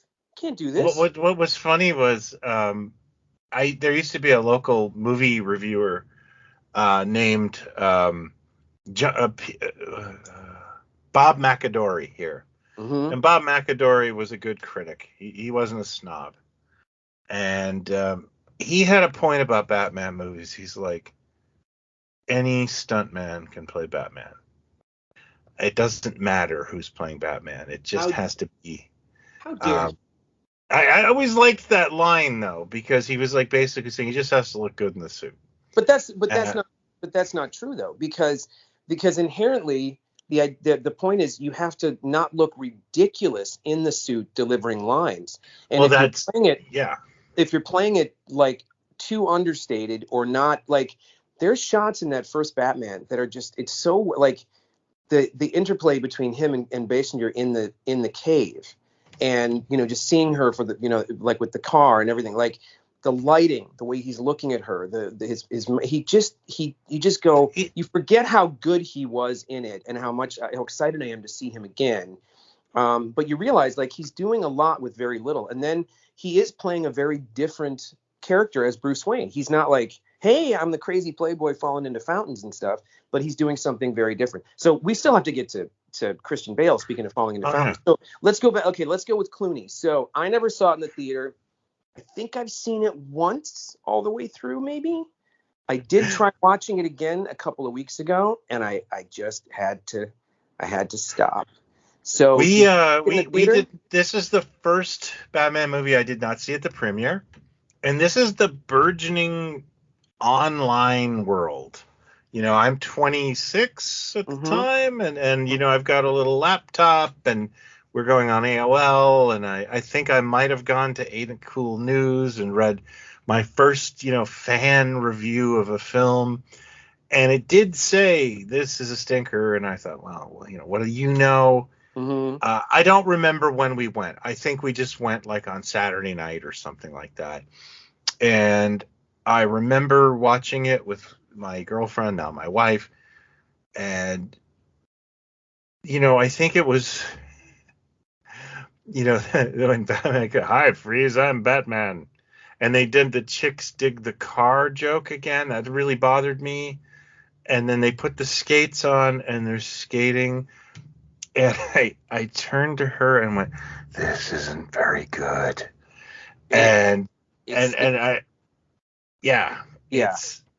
mean, it's where I don't know where to start, because it really just, it didn't be, and again, because Forever did so well. They let Joel Schumacher it's like make this giant toy commercial. Keep going. You made a candy commercial. Now just put, do the Lickamade stuff. Just put sugar on everything and OD, because that. And I super duper hate the casting of Alicia Silverstone as Batgirl. She was the it girl.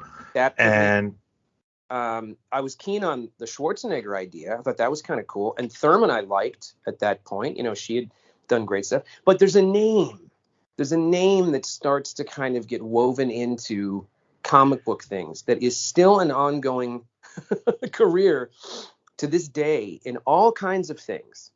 And that is Mr. Akiva Goldsman. Oh, yeah. I believe his fingerprints are on Forever. I'm pretty sure they're on Batman and Robin and all kinds of things that you can point to. And again, as we always say, this thing is someone's favorite Batman movie or whatever. I totally get it. I actually know a guy that Batman and Robin is his favorite, and it's like, no, he's a normal human being. It's just one of those things. It just was, and I don't think anybody really wanted it because it didn't do well, and of course that was the death knell for that iteration. But it didn't sit around for long. Like it wasn't too long after that they already started talking to. There was talks about another sequel. Yeah. Well, I think it was going to be either like a Batman and Superman thing or a Justice, because I think Wolfgang Peterson had the Justice League thing that might have happened, and then it became George Miller. Yeah. And then it became, there's all these things that are starts and stops. The Aronofsky Batman that was going to happen. Boaz Yakin was going to do a. Oh, I just wanted to point out too, the Batman and Robin toy line is awful. It's awful. I forgot it even happened. Yeah. But it's just although one of those, it might have been Forever. I think maybe it was Forever. They made some mini play sets that were like, the sculpted head of Kilmer, the head opened up. Oh yeah, I remember that. Yeah. Those are kind of cool. Those are kind of, seeing those pop up online, I go, that's kind of cool. Like if they did that why doesn't somebody do? I love mini play sets. I love those little things. I think that's such a fun idea. The sculpted head and then the tiny little scene from My Dinner with Andre would be great if they did more stuff like this. With the head of Wallace Shawn. Oh my God. It's all this limbo in the interim of what kind of film is going to come next. Of course, what's also happening is the nonstop madness of Superman Lives. Oh yeah, with who the hell? I remember. And John, Nicolas Cage, and Kevin Smith, and everybody else and their mother that was involved with that. The only thing I've ever liked about that film is, and Chris Rock as Jimmy Olsen, was the only thing I've ever liked about that film was the notion that when Superman dies in the film, Keaton was going to do a cameo as Batman. That was a rumor about that. Or heard that, but I know that Burton, and you talk about like just not being suited for something. It's kind of like, God, he's the worst Superman director ever. And now that we've seen all the stuff that's sort of come out about, I got to visit the office once. I know a guy, in fact, Steve Kozak, the gentleman who is EPing the Star Wars Holiday Special documentary that I got a co-EP credit on. He knew a guy that was in the design department at Warner Brothers working on Superman Lives. And we worked on a show together in the late 90s. And one day he's like, hey, I'm going to go ahead and meet him for lunch. Do you want to come with? And so I got to go into those offices where all the designs are. And even in that meeting, when I met this dude, I remember just, I wasn't being, I was like, hey, why is this taking so long? Like, what's the like, how come, like it seemed like you guys have been working at this for a while. And the dude looked at me, he's like, I'll tell you the problem. The problem is John Peters. So the problem is you get him into this room and start talking about designs. And in the first 30 seconds, he's already drifting. And then if he sees a boombox in the corner, he'll suddenly go, it should be like that. Something like this. Like it should. And you're like, really? You want the ship boombox? You go, yeah, more like a boombox. And then they'd all have to do it all over again and scrap what they had. And of course, he didn't want Superman to fly, which is the first. But all that madness is going on while everyone's waiting for another Batman series. And so I'm not sure when I first heard about Nolan doing this, but of course knew who Nolan was because of Memento and Insomnia. And so right out the gate, I was like, yeah, this guy, that's a cool name. Like Aronofsky, I knew who he was, and I thought, that could be to this or to that. But Nolan seems to know what he's doing with kind of the thriller kind of aspect of things, Hitchcock kind of thing. So I'm very excited about it. And then Bale, I thought was great. So when I heard his name, I went, casting. Yeah. Great casting. That's great. And that one, I just rewatched, and I realized, again, I haven't seen it all the way through, and I can't even remember when. I forgot how good that movie is. I think that might be my favorite iteration of Batman. Because when it kicks off, when you get to the midway point and things start to kick off, I think it is wonderful from that point on. It's like once you get through the origin thing, when he's doing Batman stuff, like all the choices made are really good choices, and I think it holds up really, really well.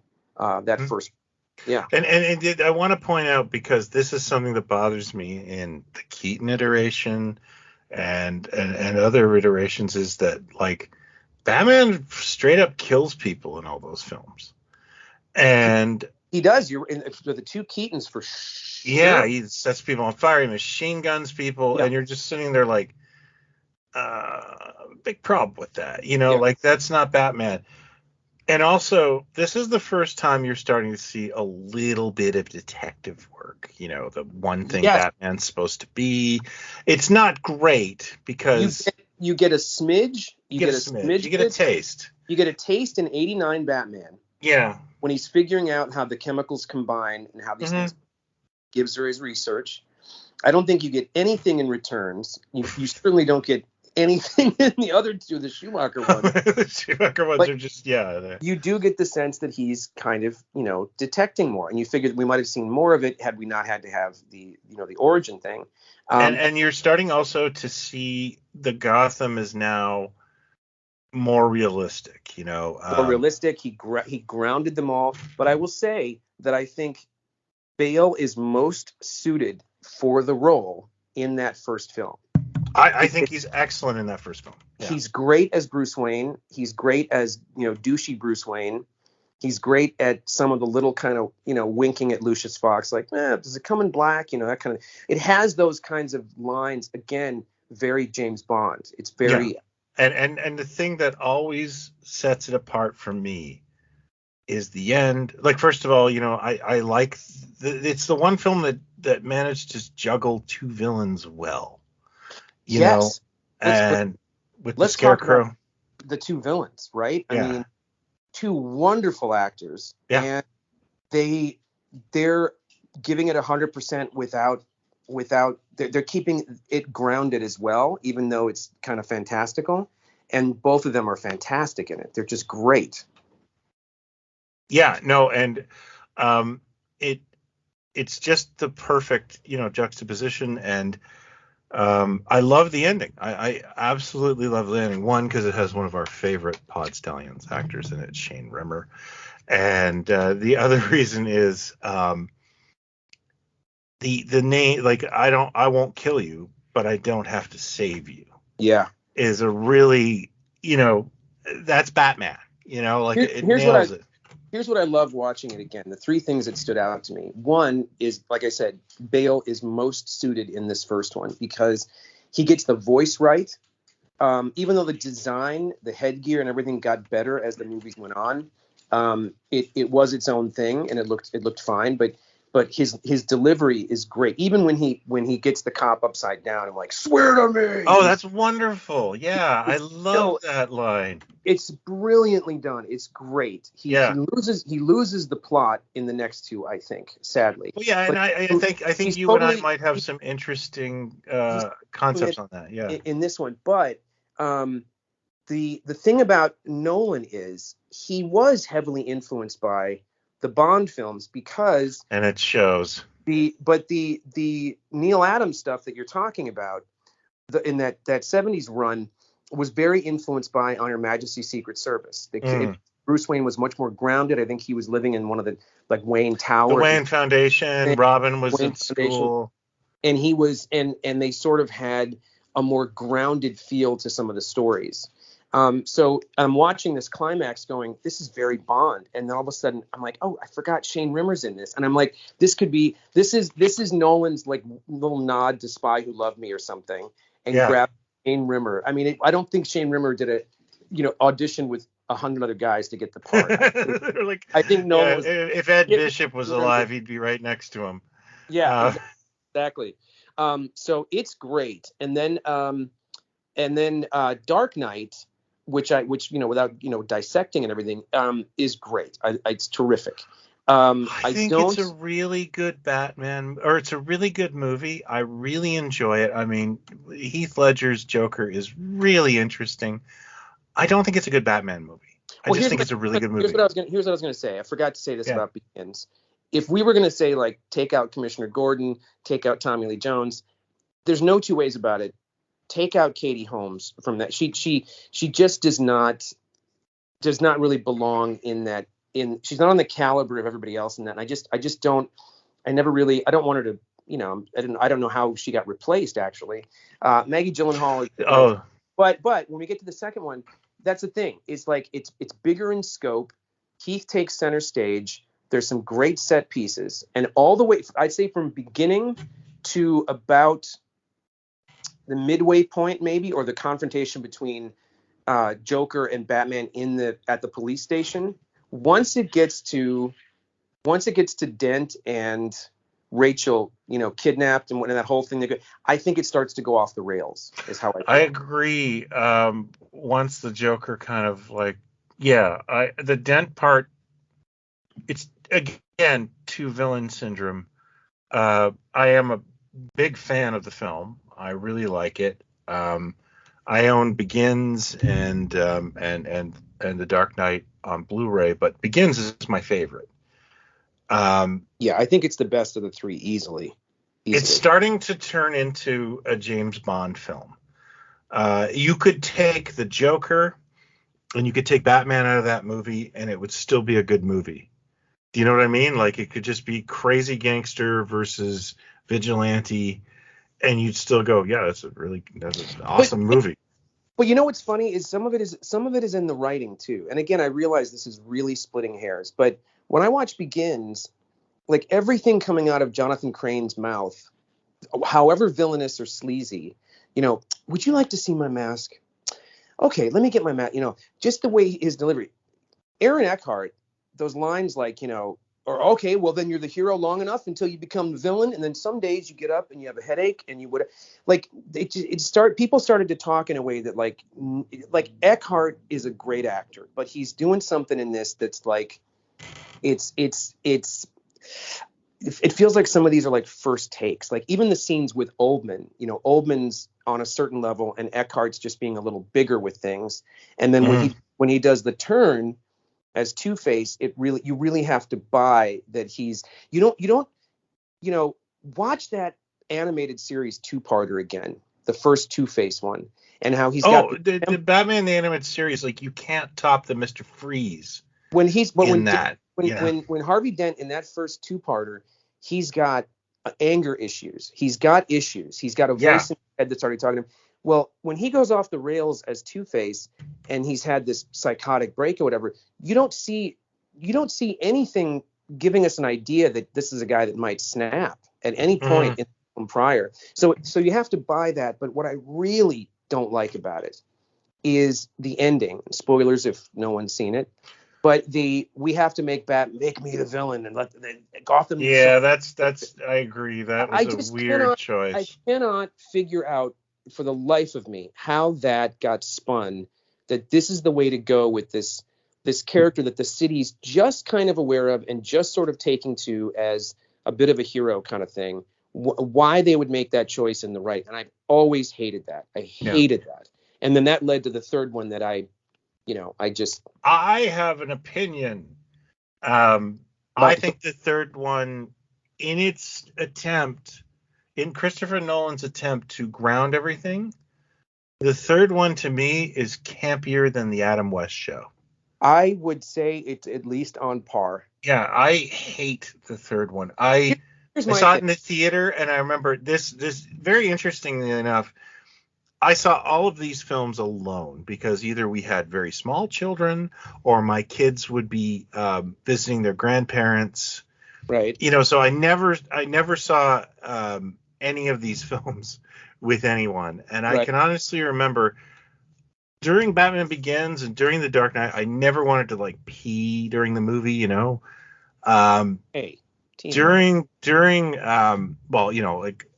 and during The Dark Knight Returns, I just walked out and went pee. The Dark Knight Rises. I was like, I don't care. That's Brian's review. That's the quote. That's the quote on the poster. I don't care because just walked out and peed. Yeah, well, yeah. It just, I was like, I gotta pee. All right, I don't give a. Well, first of all, you're, and someone pointed this out at some point. I was like, really? Is that? And they said the little kid that he gives his periscope to. Yeah. In the first one, yeah, it's supposed to be Joseph Gordon-Levitt in the third one. Oh no, I didn't know that. And you're like, what? Is that the case? Because that's how much time has passed between these movies. You get to the third one. Not only is he a Howard Hughes he's already a dipshit. He's telling the world that Bruce Wayne's a billionaire, drunk that burned his house down in the first movie. He's absent, for most of the second one, or he's off on a yacht with, the ballet or the Russian ballerina or something. And now in the third one, his body is so damaged and beaten. No one's seen him in years. He can barely walk. He goes to the doctor and they say, you're missing a leg and you've got no lungs and your head's made of rubber. And I'll just put this leg brace on and go out and fight crime again. All the choices made just seem like it's all, the subtitle could have been, we can't wait to get the hell out of here. We were so keen to start this, and now it feels like a hasty exit from a.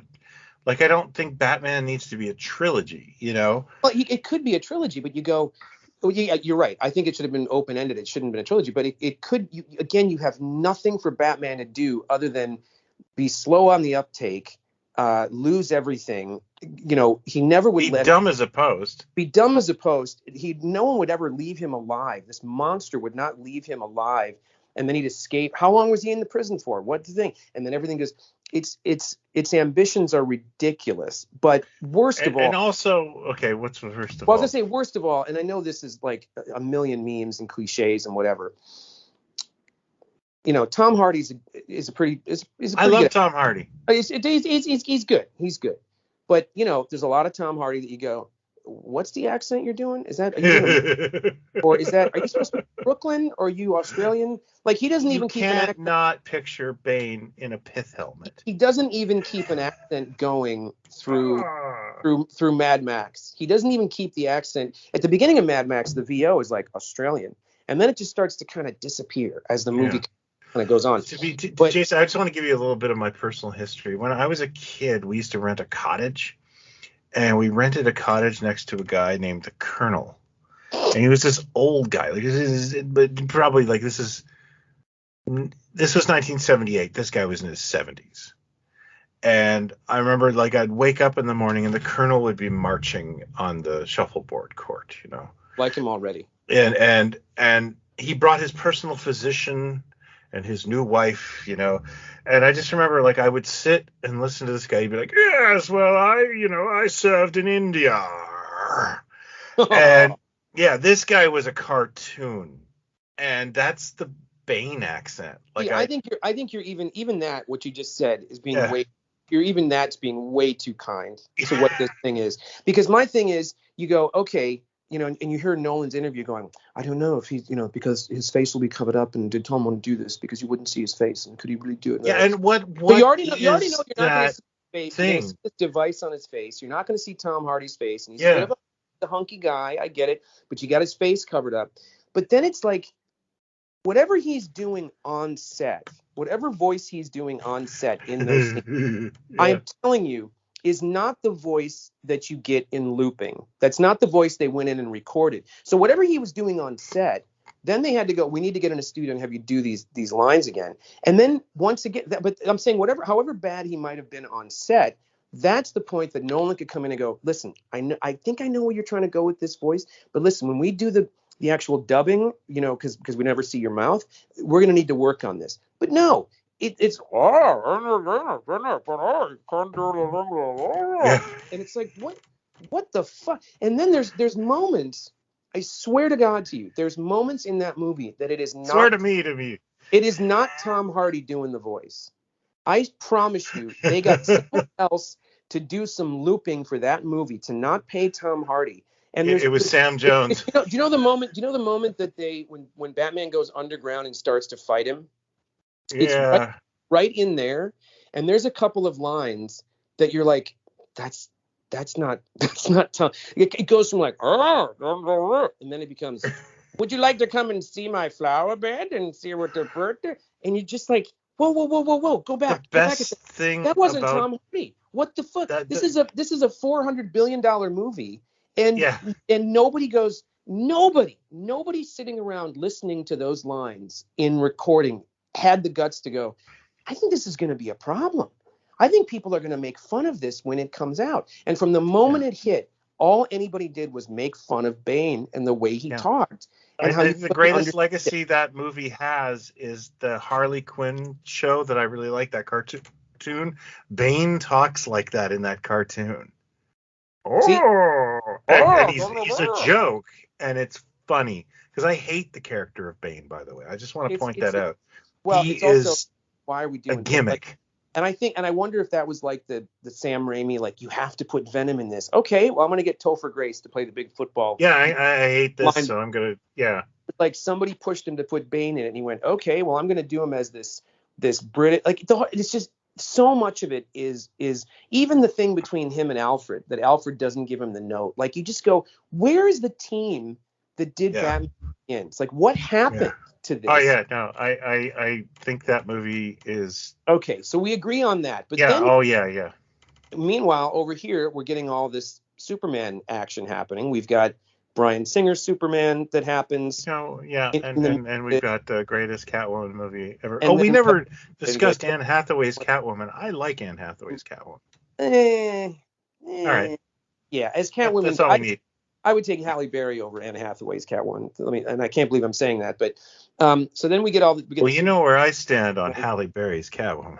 I know where you'd like to stand on Halle Berry's Catwoman. Let me tell you. You know what? It's not an attraction thing. I just think that film is the greatest piece of cringe ever. Merely the acting chops.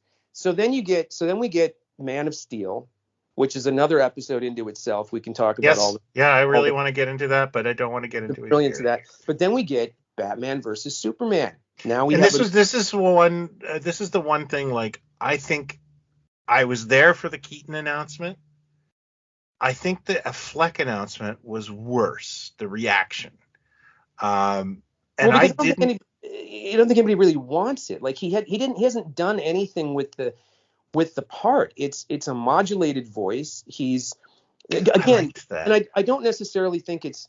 I can't believe I'm standing up for Affleck, but I don't think it's necessarily his fault. But I mean, the premise of Batman versus Superman is, Batman's been doing his thing for a while. He hates Superman because of, him saving the planet. And so he makes it his mission to try to kill him. And then the moment he doesn't is because their moms have the same name. I mean, again, even on paper, you go, how did we get here? How did this happen? And I realize there's tons of people that love the Snyderverse and they're welcome to it. They're welcome to have it. And I've seen all of it. So I've at least tried with this stuff.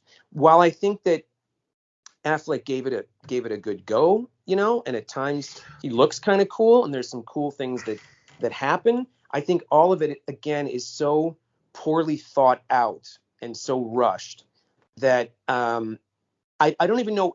Let me ask you this: which of what Snyder has done would you point to for Batman and go, I think that bit there or that scene or whatever, that's where it's the best interpretation of the Snyder Batman?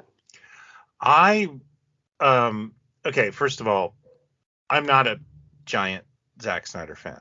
I think he's a very competent director, but he should not be allowed near any sort of writing. And Batman versus Superman is I became fascinated with the film, and I bought the Blu-ray, and the stuff cut out of it drives me crazy, because why would you cut this out? It's important. It's still a big dumb mess. It's just a less dumb mess if you watch all the shit cut out of it. So no, I have the Blu-ray of the ultimate cut, I think it's called. Yeah. There's some stuff in there that's why is this? Hey, Jason and Brian, this is Chris Cummins from Sci-Fi Explosion. I really just wanted to congratulate you on 100 amazing episodes of Pod Stallions. This show is such a lifeline to me. Listening to every episode is like listening to conversations with my friends. And I just think you guys are doing the best work, and I wish you all the success for 1,000 more episodes. Thanks, guys. Keep up the amazing work, but I know you will. I became fascinated with the film, and I bought the Blu-ray, and the stuff cut out of it drives me crazy, because why would you cut this out? It's important. It's still a big dumb mess. It's just a less dumb mess if you watch all the shit cut out of it. So no, I have the Blu-ray of the ultimate cut, I think it's called. Yeah. There's some stuff in there that's why is this not in the film? Okay. It's so important to the story, but that's the thing. I do not think Zack Snyder can tell a story very well.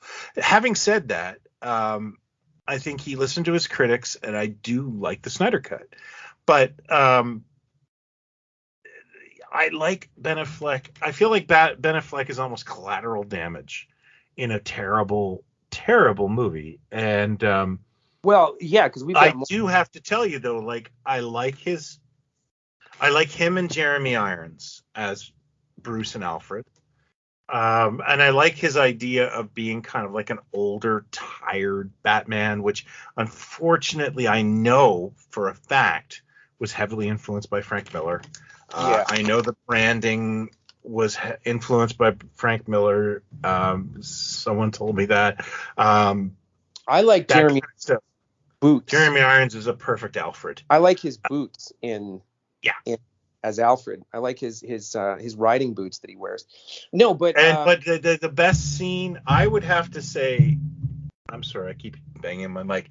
The thing that I really enjoy about Batman v Superman is that warehouse scene. Is one of the best Batman action scenes when he ever comes filmed. And beats the guys up in the warehouse. Yeah, for Martha Wayne there. Or Martha, that's great. That's great. Yeah. And by the way, I mean, I've said this a million times on this show, and I don't care what kind of hate mail I get. I freaking love the Watchmen film. I love it. I love the HBO series. I like it. It's not a fun watch, but I like it. What I'm saying is I had no problem with the Dawn of the Dead remake.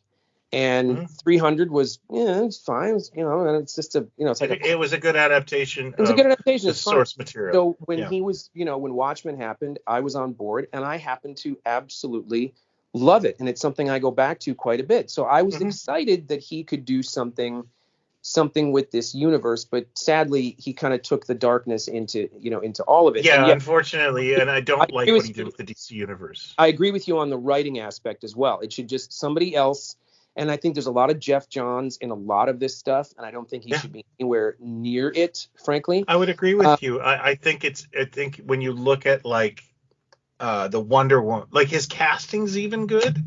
You know what I mean? I love Cavill as Superman. I like Affleck as Batman. I think Gal Gadot is amazing. Here's the thing about Cavill, though. Again, on paper, you go, yeah, he looks great. He never he never gets to be Superman in and that's the writing.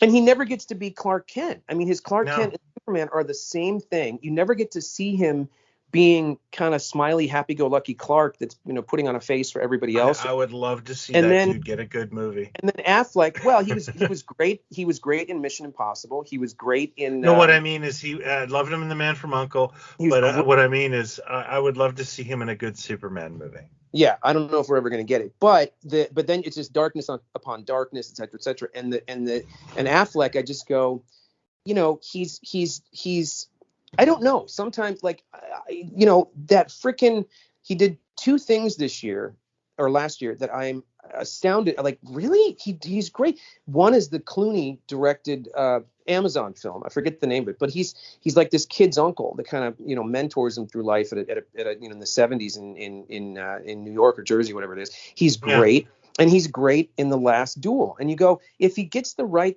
material, like Gone Girl or something like that, I don't despise the guy, but he just seemed disinterested the whole time he was playing Batman. And I don't think it's and again, you got this very surface level of detecting. There's very little of it. There's very little of it. Yeah. He also will admit publicly that he feels that he failed as Batman. Well, it's curious because he was set to direct.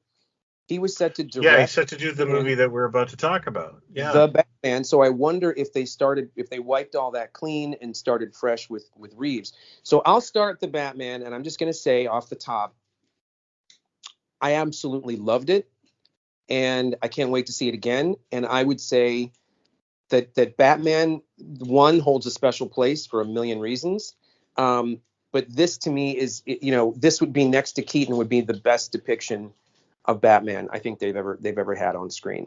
And mainly because we didn't have to do any origin stuff. We didn't have that was a real breath of fresh air. And my God, he got to be a detective. He got to be a detective for the first time in a story like this. And I freaking loved it. I just loved it. I saw it this Friday at a little tiny theater on Front Street in Toronto, and I enjoyed the film. And this is funny because we talked about this in our last episode, the Planet of the Apes films. I like Matt Reeves movies. Mm-hmm. I like going to see them. I enjoy. I always think they're well done. I have a smile on my face while I'm watching them, and then I never watch them again. And this is another example of that, where like my wife was gaga over this film. I'll be honest with you, and I was like, yeah, that was pretty good. Well, again, it's like, but I mean, I'd have to quantify what we've said about Matt Reeves. The reason it's hard for me to watch those movies is mainly because it hits you emotionally. It hits me emotionally. It's like, I don't need to. This one is stealing from, every kind of detective or a little bit of, Zodiac and a little bit of, there's a little bit of Seven in there, kind of, but certainly not as graphic or dark as Seven. He gets to be a detective. You introduce. She was terrific as Catwoman. Zoe Kravitz is a fantastic Catwoman. Paul Dano was wonderful because you see, he's in a mask most of the time, but every delivery he sort of gave, I loved Commissioner Gordon in this movie. And he was really, like, I like that actor, but I thought he was really good. Jeffrey Wright, like I've loved him since Basquiat. Like everything he's ever done, he's been terrific in, and he's a bit of a chameleon. But in this, what I loved about it was and again, we're not going to get into spoilers because a lot of people probably haven't seen it, but you've seen this in the trailer. From the very early on, first off, you get VO. You get a voiceover from Bruce Wayne / Batman, which is very comic booky, that you've never gotten. We really haven't had that in a Batman movie. And then when you get to the crime, that shot of him going into a room with a bunch of cops, I felt like what it did, regardless of how imposing Pattinson is or how tall he is, it doesn't really matter.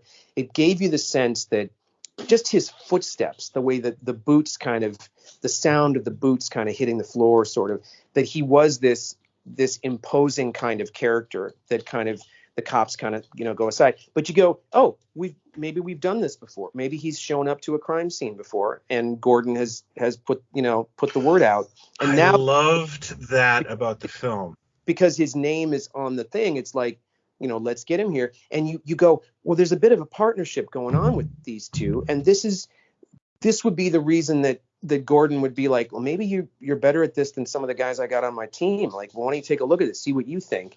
And I thought it did a really good job of giving us that. And everyone always talks about that it's almost 3 hours long.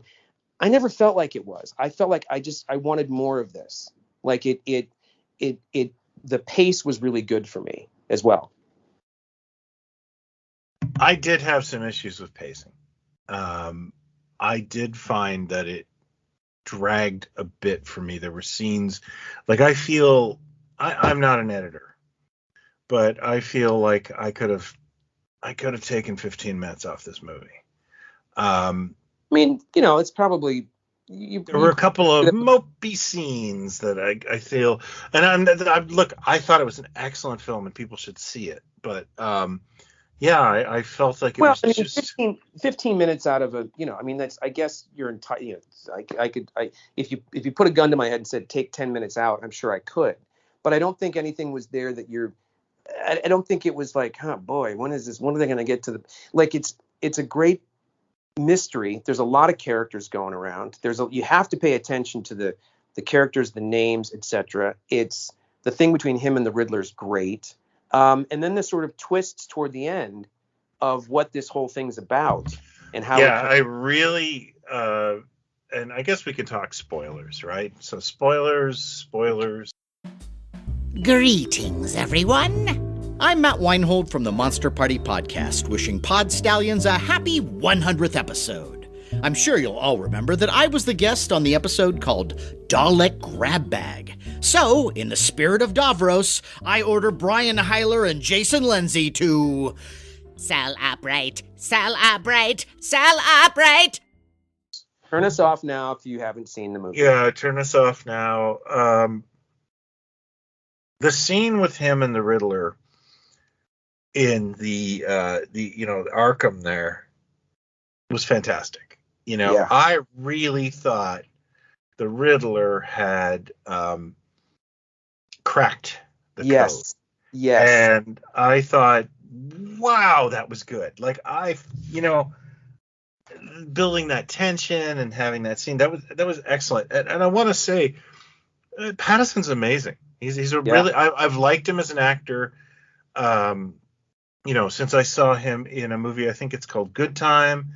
But then, The Lighthouse, like, the guy's got chops. He's a good actor. He's one of these guys that you see him in stuff and you go, all right, he's okay. And then the Twilight thing exploded and you go, I guess I don't hate the guy, but the movies are so bad. Movies are crap. But then every choice he seemed to make after that, I think first working with Cronenberg, and then the Safdie brothers movie, and then the other one Out in Space, which is a really strange film, but he's stuck on a spaceship with some other criminals out in space, which is really good. And just little things he'd sort of pop up, and he was the best thing in Tenet, I think. He was. I never saw that. Yeah, easily the best thing in that. But I thought he did a terrific job because I just bought it from the moment he's there. I go, yeah, this is how he. And I feel like some people have said, like, well, it's it's not much difference between Bruce Wayne. I think he's still figuring Bruce Wayne out. I think he's still like I figuring out what to show the world, what to show that Bruce Wayne is to the rest of the world, kind of. I liked the idea that, hey, we're gonna introduce you to this Batman, but he's established. Yes. And I think nobody had a problem with that. I don't think anyone walked into that film and went, "Oh, I need to see his parents die." I think it's immediately better for it that you go, this is, could it have been done 30 years ago? You make a Batman movie and don't show the stuff. Well, no, but it was just, we don't need to, harp on it and just come right out of the gate and give it to us and give us an adventure. And it seemed like that was one of the biggest advantages that it had, that it hits the ground running and it never lets up.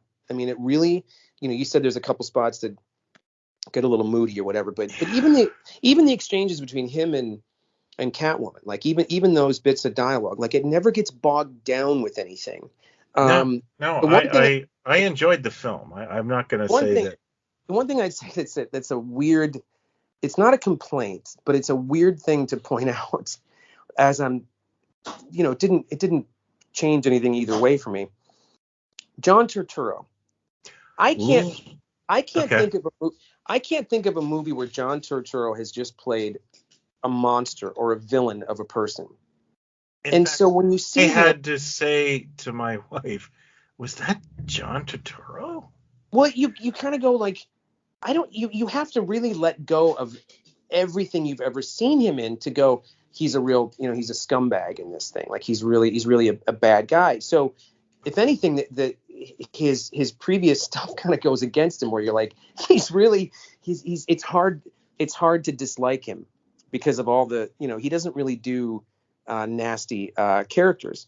No, and in fact, I didn't know it was him.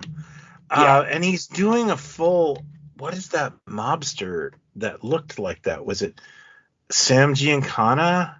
He was doing a very throwback thing, yes. Yeah, or was it Lucky Luciano? I think it was a Lucky Luciano where he's got the shades on all the time, Yeah. And that, God, he was good in that. In fact, there's nobody that was bad in this film for me. I'm a huge Riddler fan. And I think it was my daughter's like, do you want a guy giggling in green spandex in a movie? You gonna go see that? And I'm like, no. And I get it. He's, they did a serial killer thing, and that's not really my thing. I don't dig that stuff. But even then, he's killing terrible people. Well, so it's like more of a Seven thing, And that's what, and then you've got the Zodiac thing with the cipher, and you've got the him trying to figure it out, and you've got Gordon, and it's like you never really see anything too violent or too awful. But speaking of villains, I mean, talk about going from a disservice to one character back in 1992, but doing something completely different in this new film. Colin Farrell, the Penguin, was like, what the hell? What's he up to here? It was like, oh my God, like and Colin Farrell's one of those guys that I've never disliked, but he was so ubiquitous when he first hit. And then he hit the talk shows, and he'd be, oh, well, I can't believe, I said fuck, didn't I? Oh, I shouldn't have said shit. Oh, no, and he just would start swearing up a storm, and everybody had to beep him. And, oh, isn't he charming? He's from Ireland, and he swears a lot. And then he kind of started to do things like In Bruges and these different kind of films. Yeah, what's that movie he did? I think, was it Colin Farrell who did that film? Oh, where they go to a dating place in the future, and if you don't hook up with somebody, you get turned into an animal. Oh yeah, The Lobster. The Lobster. Thank you. Yeah. And I was sitting there like, what is this? That's a really weird movie. I cannot pronounce the writer-director's name, but he then did a movie that is one of the most disturbing movies I've ever seen. Not disturbing in that there's necessarily images that have scarred me, but it was such an uncomfortable experience sitting through it in the theater because the way the characters spoke and the tension, and it was called The Killing of a Sacred Deer. Colin Farrell and I want to say Nicole Kidman and Riley, what's his name? Riley Keough, the young actor who's in he's in the Eternals, and he's been in a couple other things, and allegedly he is in The Batman as well, and will be playing a significant character down the road. Oh yeah. But he the over-actor. He's in that's the first movie he did, and he's and Farrell, this kid is just you're so creeped out by this kid in this movie, but it's by the same guy that did The Lobster. This is the next one. Oh, okay. He did. And Colin Farrell was in Phone Booth, directed by Joel Schumacher. Yes, he was. Yeah. And he was, he played Daredevil's Bullseye in. I liked that movie. It wasn't a disaster. It wasn't terrible. It was fine. It just was the wrong time. But Farrell, is someone that I've sort of taken to in some of the more recent choices that he's made. But then seeing him in this was like, I mean, truly unrecognizable. Like, and he just he looks like Richard Kind. That's what the memes going around. It's like, why didn't they just hire Richard Kind? He does look like Richard Kind. But you go, okay, this is kind of what the character is. Like, this is more. I can't wait to see where this goes. And I think they're doing a TV show for him. Is it him or is it Arkham? Is it the Penguin TV show? He gets his own show? Yeah. Oh, see, listen, if they've got something mapped out, I'm on board, because I thought this was and I thought the scene, like you said, the scene, what you just described about the Riddler, the penny dropping sort of, the way it rolls out, because then you just get that tiniest glimmer of recognition in Pattinson's eyes. Yeah. That okay, maybe I was wrong. Maybe I got it wrong. And then and did you notice the tribute to Batman Forever in that film? I just got it pointed out. The tribute to Batman Forever. The Riddler, Paul Dano, is wearing the exact same glasses that Jim Carrey's character is. No, he's not. He is. Is he? Yep. Okay, that's fucking interesting. I thought it was fun. I like the little visual of, there's a tiny, you see it for 2 seconds. First off, the car chase, the Batmobile chase, is fantastic, and I'm wonderful, and it doesn't take the whole movie to do it. It's fast. Like, oh my God, he's pulling from Friedkin, not just Friedkin. He's pulling from To Live and Die in L.A. Friedkin, where the car chase climaxes in the cop going on the freeway the wrong way and going against traffic. But when he's tied up, when he's got his hands and ankles, with the zip ties, when he's like, "Hey, you gonna untie me?" and he starts walking toward him, he does like a little kind of penguin walk, his little homage to Burgess Meredith in the original show, because he kind of does. He can't walk with his ankles. Yeah, I caught that. Yeah. So and again, I think it had a bit of, it actually had, people talk about how dark it is. I think it had a bit of lightness that has been missing. I think there's the part that I liked about the film. The part I liked best was Batman, has a hero's journey in the movie. He realizes that he scares the shit out of people. And at the end of the film, he's like, okay, I just got to be a hero. I've got to be an inspiration. And I like that a lot. It's the and now that we've discussed how much I disliked and how much we disliked the third Nolan, or the second Nolan, that bit of, they've got to hate me. It was so great to see some daylight in this film. Yeah. And I look forward to another Pattinson Batman film. Oh, good. I do. I'm not, like, my wife's like, I thought you'd be gaga for it. And that's the thing. I'm not gaga for it. I liked it. Well, that's a win. I'd say that's a win. Yeah, I know. I did. I said to my wife, like, I think she just kept like, well, you're not excited. Like, I think she really liked it. And I was like, yeah, it was good. And, it's that thing of, economic term of the law of diminishing returns. How many Batman, like, I'm 50 years old now. And okay. So I'm going to stop you there, because a friend of mine said the same thing today. It's like, yeah, he said, we're going to get another one in like 5 years. I'm like, no. Here's the difference. The difference is, I sat through 4 Pierce Brosnan Bond films. I have nothing against Pierce Brosnan. I have nothing against him really being cast as Bond, other than I wish that I'd gotten more Dalton ones. But I have a problem with the scripts. I have a problem with the way it's been delivered. So I'm going to keep seeing the Bond films, regardless of it's just ingrained. But do I feel like I've gotten Bond? No. Then Casino Royale hits, and then especially Skyfall, to me, I go, that's his best. That to me is Craig's best fully formed, Bond film. So yeah, we've gotten all these Batmans, but it's like, if I lay them out end to end, I'm like, I got 89 Batman. I got some of Batman Returns. I got Batman Begins, and I got this one. And none of the rest of them, I would go back to the animated series before I'd go back to any of the rest of them, because I agree. The animated series trumps it all, but yeah. They've all gotten it wrong. They've gotten the character wrong. So that's the thing, is you get, we're going to get it again. Like, yeah, but you're not getting the same thing. So once the Craig thing started to roll out, and, everybody hated his second film. I don't know why. It's fine.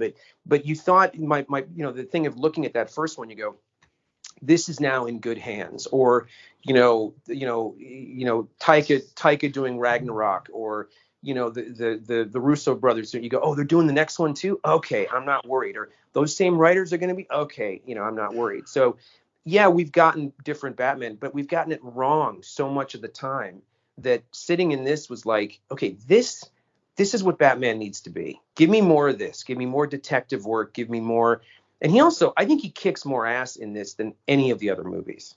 Yeah, it's kind of fun to watch. And, to be honest with you, I've been watching people my age talk about this, and Batman means different things to different people. I mean, every 10 years, the character changes and shifts. So I get it. It's never going to be perfect. And, I kind of think we might be at a point where we could come out with another Batman movie that's just like a fun pop culture Batman movie. I think we're at that point where the audience won't go like, okay, what? I'm confused. If you did that, like you could almost try and do a different Batman interpretation that's more lighthearted. Well, I think that's kind of what it seems that we might get with the Flash movie, because the Flash movie probably have heaviness in it, but that character is like so wacky. The Flash dude, I actually like that character. Can't stand that actor, but he's there's going to be an irreverence there, and Keaton will probably be the straight man in those scenes or whatever. But I think that's kind of what we're going to get, and then the Reeves thing is its own thing, and I never felt like, I actually thought it was going to be, I would say that I thought it was going to be darker than it was. Like I thought. Yeah, it is not as dark as advertised, and that's a good thing. Yes, absolutely. Like there's I can't think of like little lines that I kind of laughed at, but there's a lightness to some of it that, I mean, I love the bit with, with all the cops when Gordon goes after Batman, it's like, knock it off, like back off, and puts his finger on his chest. That's great stuff. Yeah. And then, like, oh, you too, huh? And then he pulls him in the other room, and he's like tilting his head like he's chewing him out, like, do you think you can get out the side exit if you? But he, Emmett looks like I thought that was terrific. It was a bit. I thought it was great too. They're like I said. I don't have an actual problem with the film. I think it's a great film. I just, I wish it was a bit shorter, and I don't know how many times I'll rewatch this version of Batman, but I think it's well cast, well written. It's, it's a good film, and people should see it. And the score is amazing. Score was fantastic. Hello, Jason and Brian. Rockford J here, longtime listener, first-time caller, and I'm just sending a quick message to say congratulations on your fantastic 100th episode of Pod Stallions, one of my desert island podcasts. I listen every episode as soon as it pops up in my podcatcher or whatever fancy magical device we use to listen to things on these days. I just wanted to give you guys my very best. I have been a Plaidstallions and Mego Museum user and lurker for as long as I can remember, and I couldn't appreciate more all the hard work that Brian and company have done on those sites over the years. And Jason, I just wanted to say thanks to you, especially for our many messages and conversations about pop culture nonsense. It's been fun. It's always fun. And you guys are going from strength to strength. Every episode is one for the record books, as Joe Franklin used to say. And I look forward to many years of podcasting glory to come. As the producers on The Simpsons used to say, halfway there. So at least another 100 episodes, if not more than that. My very best, guys. Carry on and Excelsior from Rockford J. Yeah. Just great. So, well, there you go. I think that's a win. I think that's a great that's a win. Yeah. That's a great way to celebrate our 100th episode, is that. And I just want to, say, thanks to everybody for these, like all the amazing feedback and comments and the Pod Stallions group. I just want to say this because I've been meaning to say this for a while. About 2 years ago, my kind of like whole online world crashed. I had, in the whole like toy collecting community, I just had just fallings outs and miserable stuff, and people, like, I'm still dealing with people like kind of cyber stalking me. And I was ready, that was when the COVID hit, and I was kind of ready to just throw it all in the trash and just regroup. And the one thing that really kept, I think it charged my batteries, was the Pod Stallions group. You're a good bunch, and you're such like-minded people, and whatever we're doing, whatever porch light that you're attracted to, I'm very proud of that we're doing, because it renewed my faith in humanity. I just wanted to say that on our 100th episode. We have a Pod Stallions group? Yeah, you don't know? Why am I just hearing about this now? I think I invited you. Yeah. I don't think I got the invite, frankly. I think okay. Maybe that's why. Well, this is awkward. Maybe that's why you've been enjoying it so much. Yeah. I never show up. Well, there are a lot of threads about, like I was talking about, our behind the scenes fighting. No, I ditto to what Brian said. I don't do a lot of Facebooking, I mean, there's folks that are on there, all the time. I just don't. But every now and then I pop in and I see these really cool conversations and fun things get posted, and it's all, to me, it carries on the spirit of what we've tried to do with this show, which is, we can sit here and talk about Batman movies for 2 hours, and, I can make fun of one that Brian likes and vice versa. No one's gonna, get uptight about it, and no one's gonna not talk to each other, and no one's gonna get ugly about it. But for the most part, we've tried to make this thing not the snarky thing that everything else is. There's so much of it, and it's all over social media, and it's in so many like YouTube videos, and God knows Twitter's full of it. We have tried to say, this is the stuff we dig. Yeah. Why would we bother with this stuff if we didn't dig it? I'm not, and even we even have differences of things that we like to watch on YouTube, whatever. But my take is, stop watching it, or stop.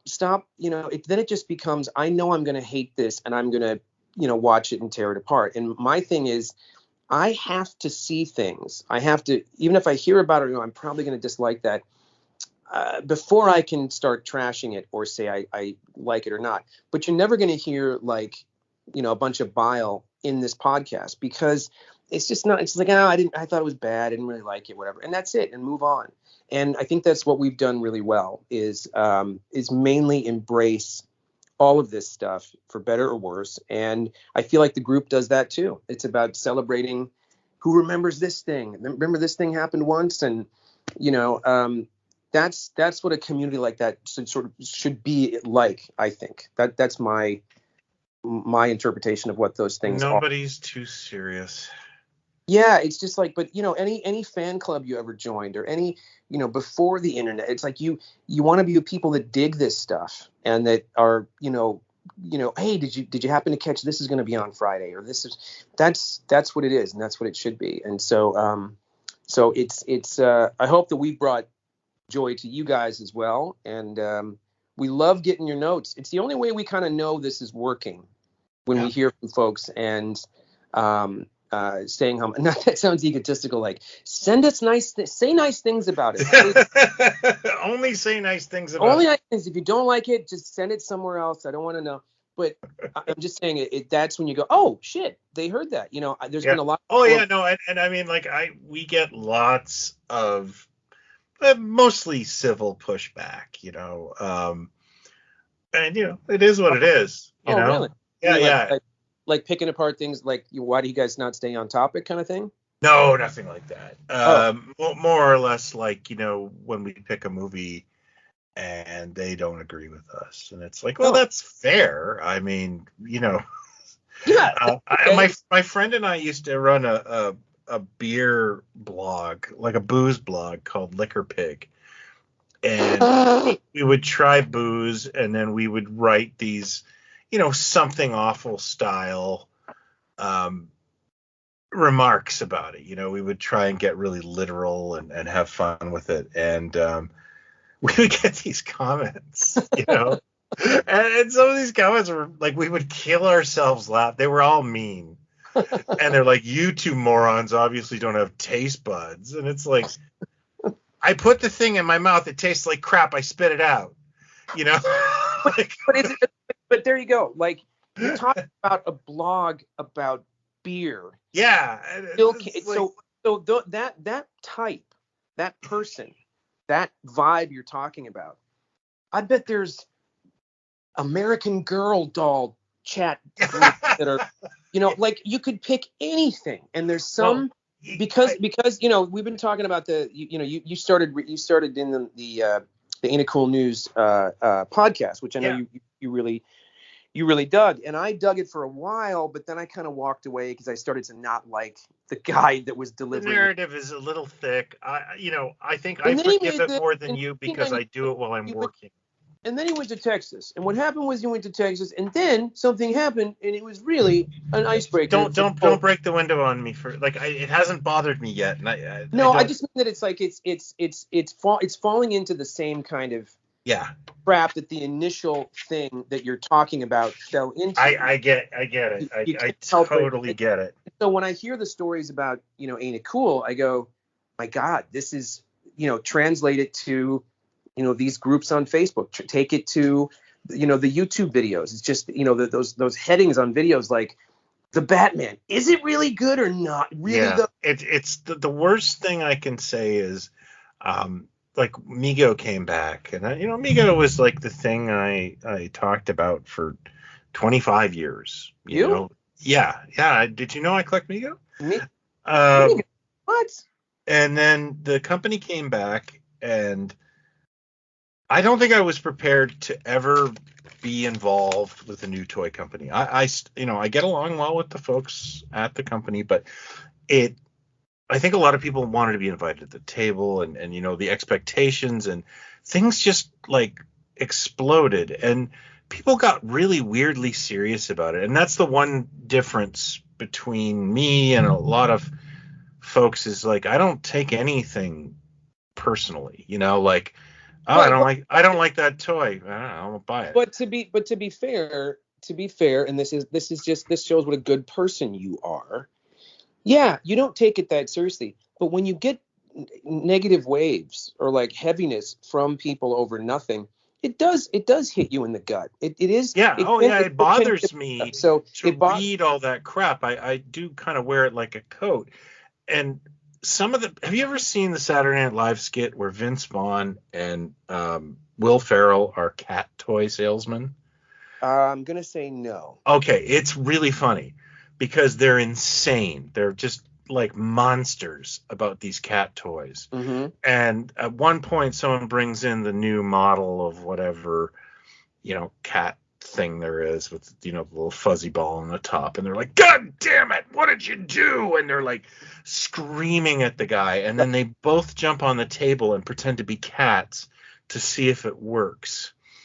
and they're these high pressure salesmen, and Right. and that is what I think of when a lot of people flip out about action figures. I just think you're the fucking but what I'm saying is take that analogy or take that sketch. Yeah. It's everything. It's not just toys. It's like there's these few people that I might repeatedly watch about a Beetle reissue or something, whatever. Yeah. And it's still like, well, it could have been, we finally got this after 50 some years, and it could have been what they should have done. And it's like everybody's, it's 2 generations of it's never good enough. And it feels like that at times. You don't have to accept it. And the second you say that, the argument is, oh, I guess we should just love everything then. No, everything is awesome. That's not what I'm saying. Yeah. I'm saying it's okay to be critical on things, but it's this, where's the next one? What about the next one? Can't wait to see this. And I just saw something posted even today that I forget what it was now. It was either an image of a toy or an image of a photo of a character that showed up in a thing that we've never gotten yet. And the caption on the tweet was like, that's great. Now when are we going to get so-and-so? Yeah. Slow down. Like that is the mantra of all of this stuff. And I think it becomes this, especially because people are hiding, wherever they are, to be able to say whatever they want. And that's where a lot of the heaviness and the ugliness kind of comes from, because it's not a one-on-one conversation. It's this, I'm going to make, I really owned you with that one or something.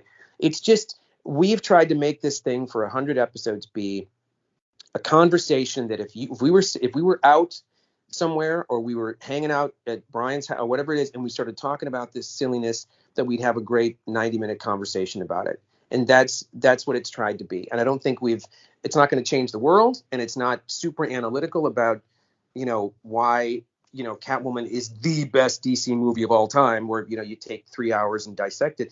It just is what it is. That's our next episode. I think that we've done a good job with that. I'd like to think we're bringing more joy to the universe and kind of more happiness. And that's the point of it. So it's I just think that thing that you just described, like that person, is in every single kind of fandom. It's just everywhere. Yeah, that guy. And you just have to go, okay, I hope that's not the majority of what, because I've always said, like, I'm into lots of stuff, but it's never going to be to the detriment of my life, or my having a roof over my head, or a friendship, or whatever. There's much bigger and more important things to do still in life than these things, these hills to die on. And but people's lives are very small too. They have very sort of little tiny universes, and God forbid. So I have to get in a fight on my Ram Man fanfic Reddit page. So there you go. We got to wrap this up. Perfect timing. So well, thank you, Brian, for thank you, Mr. Jason, your friendship and your 100 years of cinema. No, sorry, your 100 episode of Pod Stallions. And here's to the next 100, if we make it. Here's to the next 100, and I can't wait for 101, sir. Because once you go into syndication, you get canceled. So I hope we don't get canceled. Well, I'm worried about the needle drops in every episode. We probably lose our syndication rights. This is the all Led Zeppelin episode. Yeah, the WKRP problem. It should be cheap. No problem. Yeah, and I also never bought the Tangerine Dream soundtrack, so we're gonna end up like The Keep. Shit. And not be available on Blu-ray ever. Oh, when are we doing our Keep episode? I'd have to see The Keep. I actually do want to watch it. I'm fascinated by it. Yeah, it's been a long time, but it's a weird one. But we got to get Weiner on for that one. I got a feeling. Oh, yeah. Yeah. Thank you. All right, buddy. All right. Thanks for listening, and enjoy. Farewell to episode 100. Happy 100. Take care.